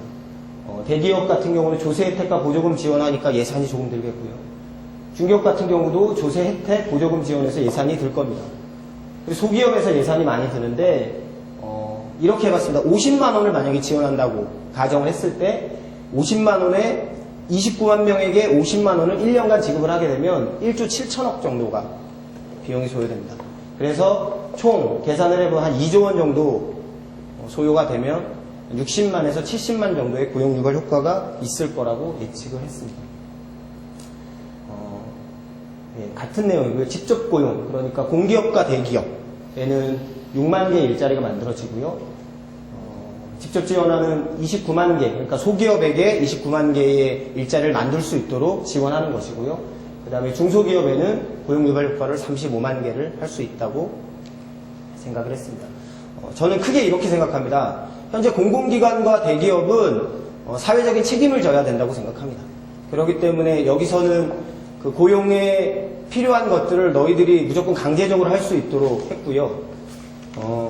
그러나 중소기업, 그러니까 중기업과 소기업들은 고용의 책임이 아닌 고용을 할 수 있는 환경을 만들어주는 것이 정부의 역할이라고 생각합니다.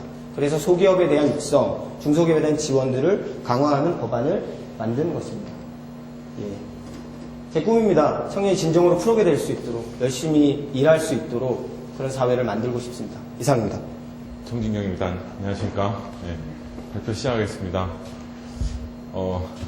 청년 정치 캠프인데 있어 보니까는 저희들은 좀 느긋하고 심사위원님들만 좀 캠프 하시는 것 같습니다.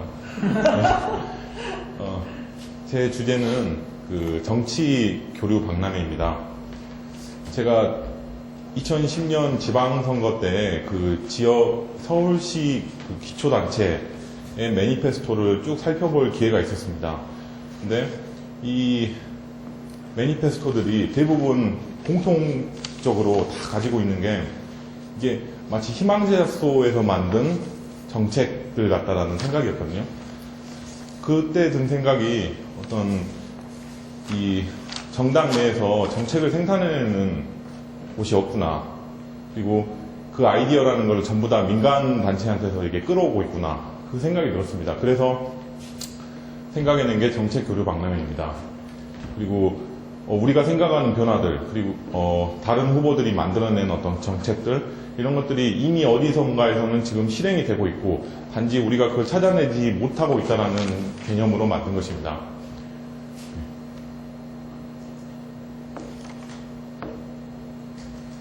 스페이스.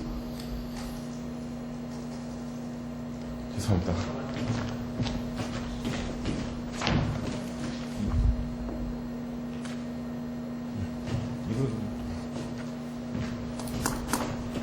네. 제가 과거에 활동을 하다가 우연히 농민 한 분을 만난 적이 있습니다. 이 농민은 20년 동안 농사를 지었고요. 그러다가 이제 뭐 비료값 상승하고 또 물건 팔 데가 없다, 이제 수매도 잘 안 되고 하다 보니까 이제 빚에 허덕이다가 신용불량자가 됐습니다. 그러다가 결국에는 7년 동안 조건부 수급자가 되었습니다. 그래서 이제 자활센터에서 농사지를 그만두고 이제 자활센터에서 집수리를 시작하게 됐습니다. 근데 이분이 집수리를 하다 보니까 이게 좀 소질이 있었는지 사업이 잘 됐습니다. 그래서 돈도 많이 모였고 이걸로 뭔가 사회에 기여를 해봐야겠다라는 생각을 하게 됐습니다. 그래서 독거노인이나 지역의 주민들한테 이렇게 집을 지어주기를 시작했습니다. 집을 수리해주고 집을 지어주고.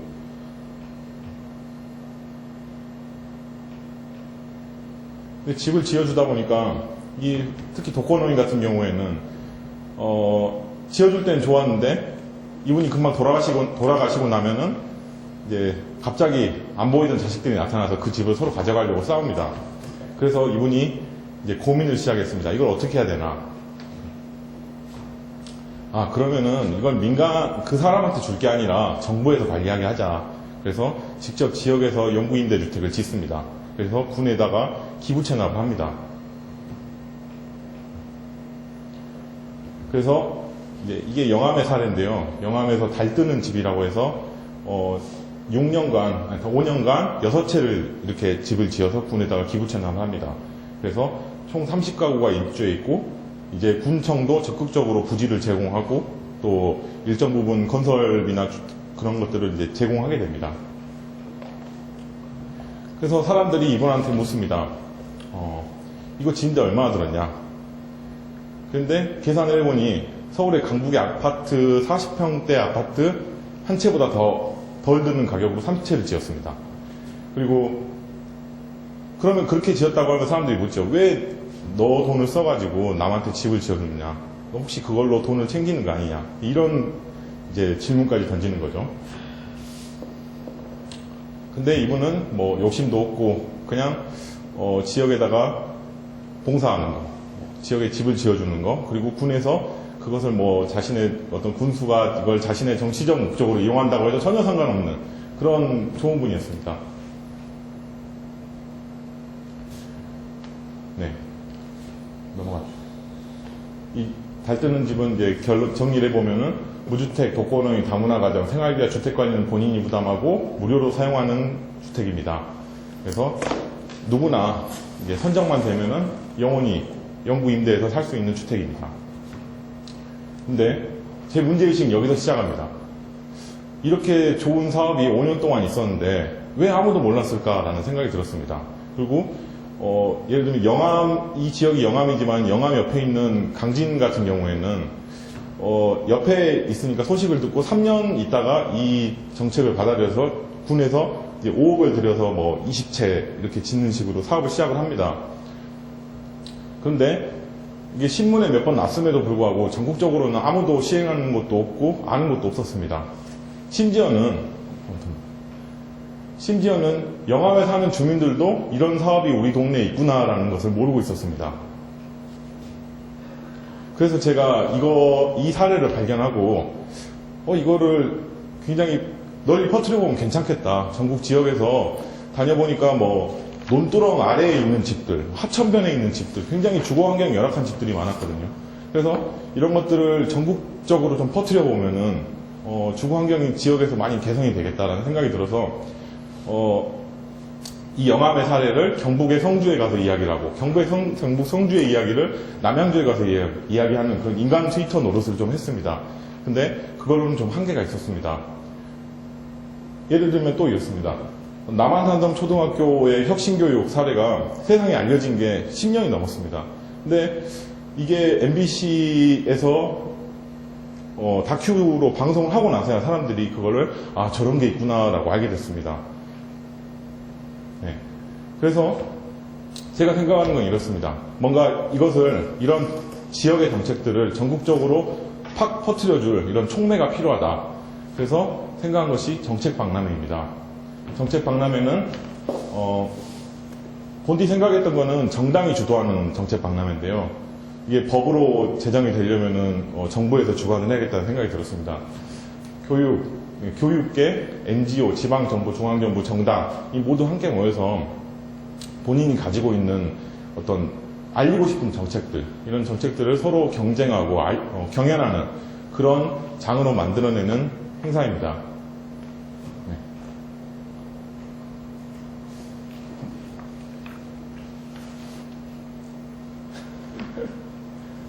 네. 정당이라는 게 이런 것 같습니다. 이런 아이폰이라는 플랫폼이 있고요. 그리고 이 안에 들어가는 앱들을 만들어내는 거는 그 정당이 아니라 뭐 더 많은 구성원들, 시민들 이런 사람들이 이런 앱들로 채워주는 게 정당이 아닌가 싶습니다. 그리고 그 정당이라는 플랫폼은 굉장히 빠르게 진화할 수 있다는 거 이렇게 만들어준다면은 이 정책 박람회에서는 교육, 복지, 거버넌스, 예산, 환경, 관광 이런 다양한 주제를 가지고 다양한 사례를 발표할 수 있는 장을 제공할 것입니다. 그리고 여기서는 시민들이 직접 아이디어를 경연할 수도 있고 그리고 학생들도 중고등학생들도 참가를 해서 자기 아이디어를 제공한다면 좋은 민주시민교육 사례도 될 것이라고 생각합니다. 그리고 해외 사례도 초청을 해서 뭐 예를 든다면 캐나다에 있는 시민의회라는 사례라든가 플로리다에 있는 환경보건계획 같은 그런 우리가 앞으로 필요한 어떤 정책들을 계속 보여줄 수 있는 장을 만들 수 있다고 생각을 합니다. 그래서 이런 정책 박람회를 했을 경우에 그 효과라고 보면은 아직 미검증된 그런 새로운 아이디어에 현실성을 부여할 수 있습니다. 이미 다른 곳에서는 해봤다면은 어떤 그곳에서 갖고 있는 어떤 시행착오를 미리 이렇게 대비할 수 있고요. 예를 든다면 영암군 같은 경우에는 이렇게 주민들한테 집을 제공하는 사례가 선거법상 위반이 된다라는 문제가 있었거든요. 그래서 강진에서 그 정책을 시행을 할 때는 선거법에 비켜나가게끔 그걸 조정을 해서 시행을 할 수 있었습니다. 그리고 예산 낭비를 방지할 수 있습니다. 선거 때마다 경쟁적으로 발표해야 되는 그런 어떤 소모적인 정책들 이런 것들을 미연에 방지할 수 있습니다. 그리고 건전하게 정책 경쟁을 함으로써 사회통합에 기여할 수 있다고 생각을 합니다. 그리고 전국에서 동시다발적으로 일어나는 사회혁신들을 동시 공유를 함으로써 사회혁신을 앞당길 수 있습니다. 그리고 정당이 이제 정치적인 소모적인 정쟁을 하는 곳이 아니라 정책을 경쟁하는 곳이다 라는 것을 시민들에게 알림으로써 정당의 저변을 확대할 수 있습니다. 네. 지난 4년간 정말 의미 없는 소모적인 논쟁으로 4년을 보냈습니다. 이제 우리가 살아갈 시대는 이념 대결을 넘어선 정책 경쟁의 시대이자 통합의 시대라고 생각합니다. 이상입니다. 지난 심층 면접에서 저에게 질문을 하셨는데요. 어떤 시스템을 바꾸고 싶으냐, 어떤 정책을 펴고 싶으냐 이렇게 질문하셨습니다. 그때 답변해 드렸던 내용이 드림 빌리지였는데요. 오늘 발표할 입법까지가 대학생 주거 공동체 시설, 즉 드림 빌리지입니다. PT를 시작하겠습니다. 아동과 노인, 여성, 그리고 장애인은 사회적 약자이기 때문에 배려해줘야 됩니다. 그러나 청년은 대한민국의 성장 동력이므로 투자해야 합니다. 청년에 대한 투자는 민주통합당에 대한 청년과 국민의 신뢰를 회복해 줄 수 있고 그 신뢰를 회복을 통해서 민주통합정부 10년을 담보할 수 있습니다.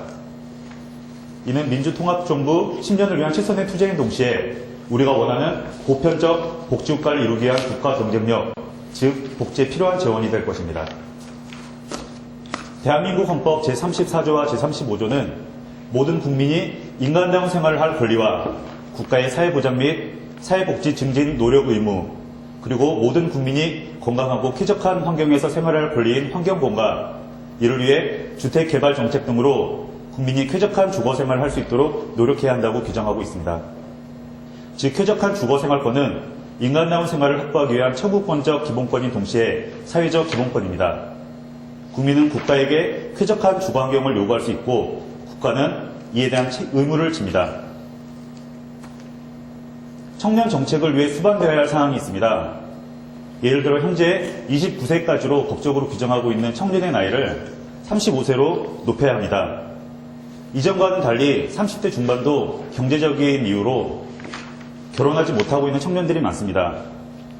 청년 정책의 시작은 청년에 대한 인식을 바꾸고 청년 지원이 가능하도록 법을 바꾸는 것에서부터 시작한다고 생각합니다.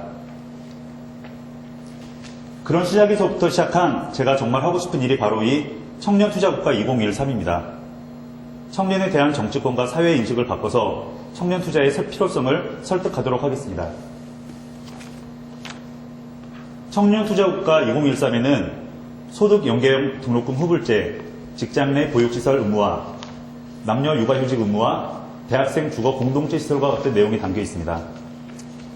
성격이 다른 정책을 하나의 법안에 담으면 법안이 아닌 기획안에 불과해지기 때문에 이 중 하나만을 선별해 오늘 발의하게 됐습니다. 바로 대학생 주거 공동체 시설입니다.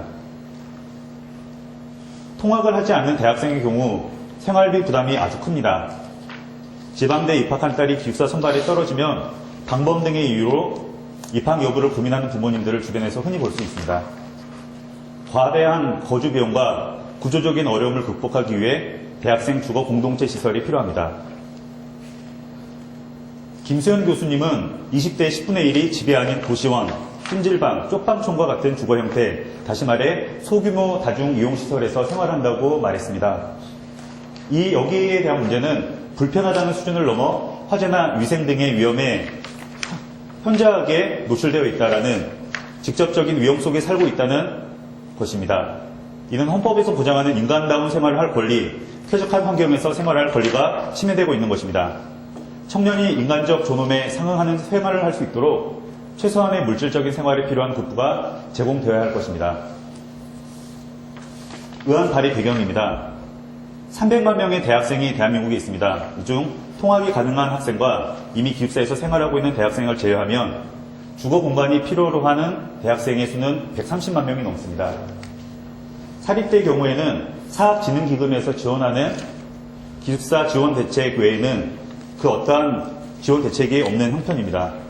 때문에 사립대 학생 수용률도 15.8%에 불과합니다. 등록금만큼이나 대학생 주거비와 생활비는 가계에 큰 부담이 되고 있습니다. 고려대 기숙사인 프런티어 간의 4개월 입사비는 282만 원입니다. 건국대 쿨하우스는 245만 원입니다. 이렇게 비싼 이유는 대부분의 대학들이 민자를 이용한 BTL 혹은 BTO 방식으로 운영하기 때문이고요. 입사비 절반 이상이 건축비 원금 회수와 민간자본 이자 상환에 쓰이고 있습니다. 이런 기숙사들의 공통점은 의무 30제 등으로 기숙사 이용생들의 부담을 더욱 가중시키고 있는 형편입니다. 대학 인근에 대학생 주거 공동체 시설을 조성하겠습니다. 낙후된 빌라촌을 매입하거나 대학 소유의 인근 녹지를 기부 채납받아서 콘도형 주거 공간을 마련하겠습니다. 그렇게 되면 최소 운영비인 월 10에서 12만 원, 한 학기 50만 원에 저렴하게 이용할 수 있습니다. 대학 주거 공동체가 협동조합 형태로 발전하게 되면 생필품이나 독서실, 방범, 체육 레저 시설을 조합원 스스로가 관리 운영할 수 있어서 최소한의 비용으로 이용할 수도 있게 됩니다. 제가 발의한 주택법 일부 개정 법률안은 법 체계상 타당하고 실행이 가능합니다. 국가 및 지방자치단체가 학생들이 거주할 수 있는 주거 공간을 확충하기 위한 시책을 마련할 필요성이 있으며 대학생 주거 공동체 시설은 학생의 주거를 위한 주택의 일종이므로 주택법을 적용해 국가 및 지방자치단체의 의무를 규정할 수 있을 것입니다. 대림산업건축사업본부에 문의했습니다. 원룸형 주거공간 일실에 대한 건축비는 2,500만 원이라는 대답을 받았습니다. 40실 건물에 소요되는 예산은 10억 원이며 총 80명이 생활할 수 있게 됩니다.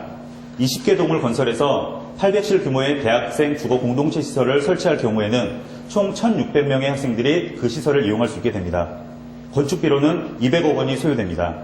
이 공동체 시설에는 문구나 도서, 식료품을 구입할 수 있는 생협마트가 설치되고 시청각실을 포함한 독서실과 체육시설, 공원과 같은 편의시설을 제공할 수 있게 됩니다. 전국 347개 대학의 기숙사 소용률은 대략 18% 정도 됩니다. 기숙사 시설이 필요한 학생들은 전체 기준으로 50%가량 됩니다. 정원 1만 명의 학교를 가정했을 때 지금 기숙시설이 필요한 학생 수는 5,000명이고요. 이 중 1,800명만이 대학에서 제공하는 기숙사 시설을 이용하고 있다는 얘기입니다.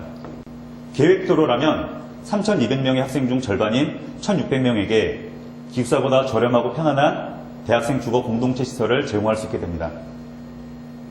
저는 이 계획을 민주통합당과 함께하는 드림빌리지 대국민 프로젝트로 추진하고 싶습니다. 정부와 국회, 자치단체장과 총장, 대학생, 그리고 학부모, 국민들이 같이 참여하는 이 정책을 널리 알리고 반드시 성공시키도록 하겠습니다. 대학생 주거 공동체에 대한 공론을 확산시키고 세미나와 공청회를 통해 전문가의 의견을 듣도록 하겠습니다. 국토해양부, 교육과 기술부, 기획재정부, 지방자치단체로 구성된 TF팀에서 구체적인 계획을 수립해서 법안의 완결성과 실현성을 높이도록 하겠습니다.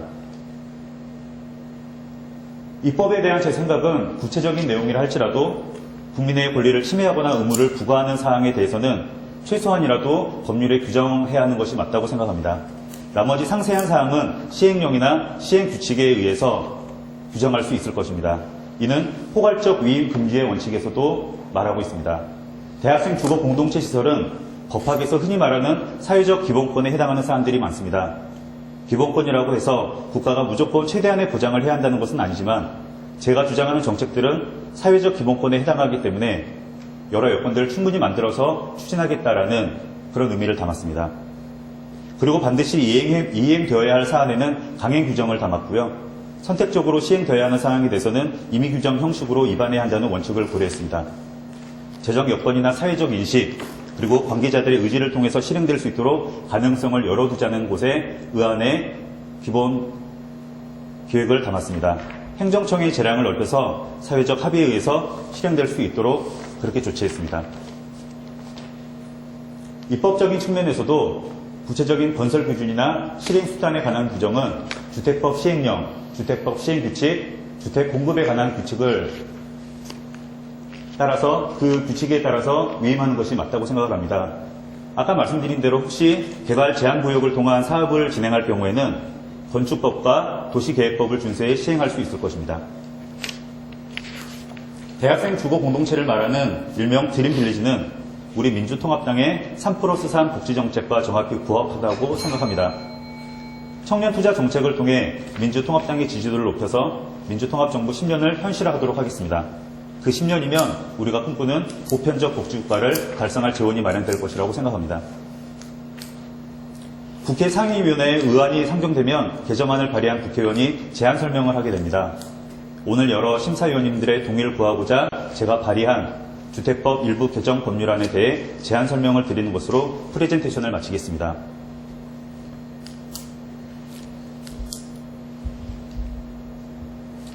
안녕하십니까. 청년 비례대표 후보 박정섭입니다. 주택법 일부 개정 법률안에 대한 제안 설명을 하겠습니다. 학부모들의 교육비 부담이 급증하고 있는 현실에서 교육비 부담을 절감하는 것은 국가적, 사회적으로 매우 시급한 과제입니다. 여기에 주거비용 부담과 열악한 주거 환경으로 인하여 학부모 및 대학생들이 받는 고통은 날로 커져만 가고 있습니다. 따라서 주택법 일부 개정 법률안은 대학생들의 주거 환경을 개선하고 거주 비용을 감소시키기 위한 방안으로 국가 및 지방자치단체가 대학생 주거 공동체 시설을 건설할 수 있는 근거를 마련하고자 하는 것입니다. 이하 개정안의 주요 내용은 나눠드린 제안 설명서를 참고해 주시기 바랍니다. 아무쪼록 본 주택법 일부 개정 법률안이 원안대로 가결될 수 있도록 존경하는 심사위원님들의 동의를 부탁드리면서 이상으로 제안 설명을 마치겠습니다. 감사합니다. 안녕하세요. 30대 남자 1번 박현지입니다. 제가 추진하려는 법률안은 개인의료정보보호법입니다.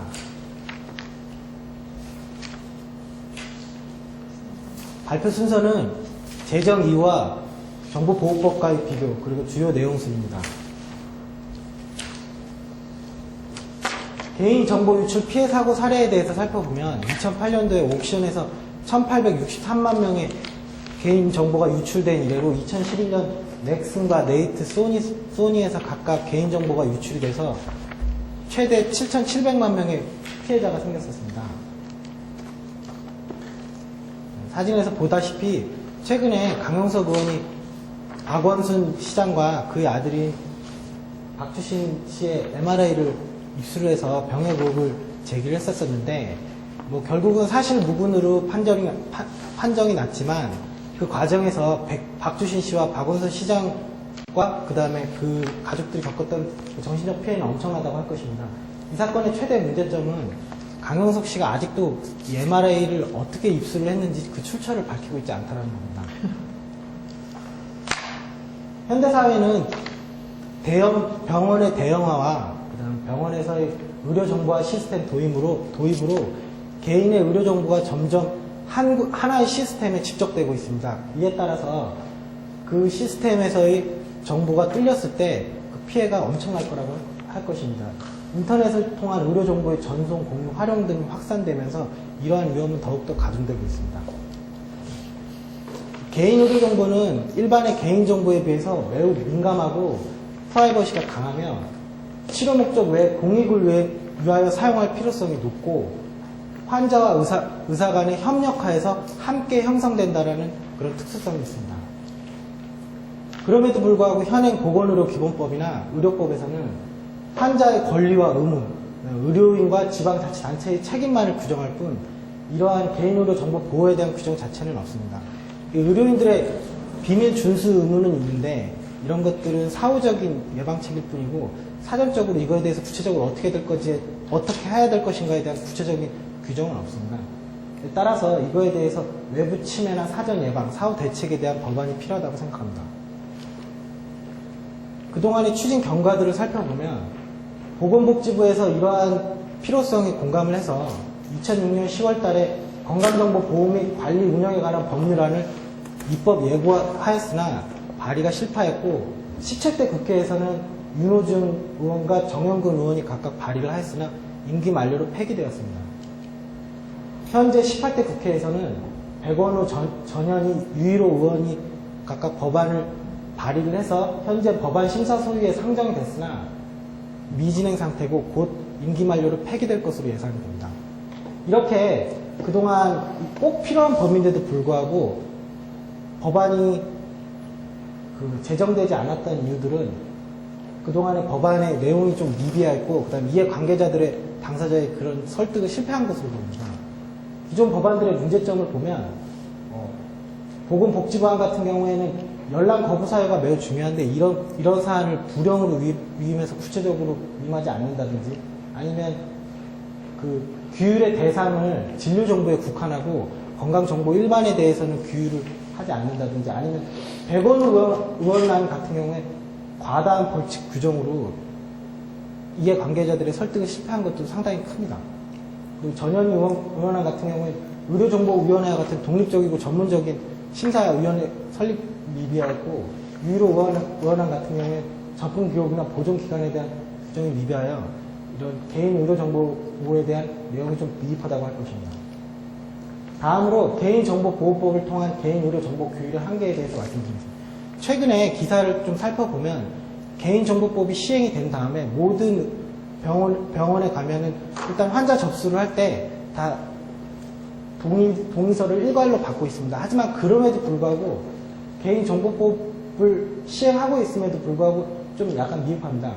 왜냐하면 개인정보보호법은 의료정보 자체는 여러 정보가 혼재해서 그 보호의 요청이 일률적이지 않고 의료정보는 의학의 발전이라는 사회적 목적을 위해서 제3자에게 제공이 될 필요성이 상당히 크다고 할 것입니다. 근데 이런 것들에 대해서 개인정보보호법은 모두 다 일괄적으로 대처를 못하고 있는 측면이 있습니다. 이를 좀 더 구체적으로 살펴보면 개인정보보호법은 행정안전부를 책임관리기관으로 부르는데 이 개인의료정보는 좀 전문성이 필요하기 때문에 해당 담당 부처인 보건복지부가 이에 대해서 최종 관리 책임을 하는 게 맞다고 생각합니다. 그리고 정보보호법은 일단 동의만 하면 제3자 제공이나 목적의 이용이 가능합니다. 아까 말씀드렸듯이 환자들이 진료 접수를 할 때 일괄적으로 더 서면 사전 동의를 하고 있기 때문에 사실상 제3자 제공이나 목적의 이용에 대해서도 개인정보보호법이 여러 가지 규정을 두고 있음에도 불구하고 사실상 실제적으로 이것들을 규율하지 못하고 있는 이유입니다. 따라서 이 관련 법률이 정하는 범위 아니라든지 아니면 목적의 이용은 교육통계 연구 목적 외에는 원칙적으로 목적의 이용이 불가능하게 한다는 이런 식의 규정이 좀 필요하다고 생각합니다. 그리고 개인정보보호법에서의 개인정보는 생존한 자의 정보만을 의미하기 때문에 사망한 자의 의료정보에 대해서는 개인정보보호로 규율을 할 수가 없습니다. 하지만 개인의료라고 하는 것은 개인의료정보는 이 가족의 유전적인 질병이라든지 이런 것들로 사망한 자의 의료정보도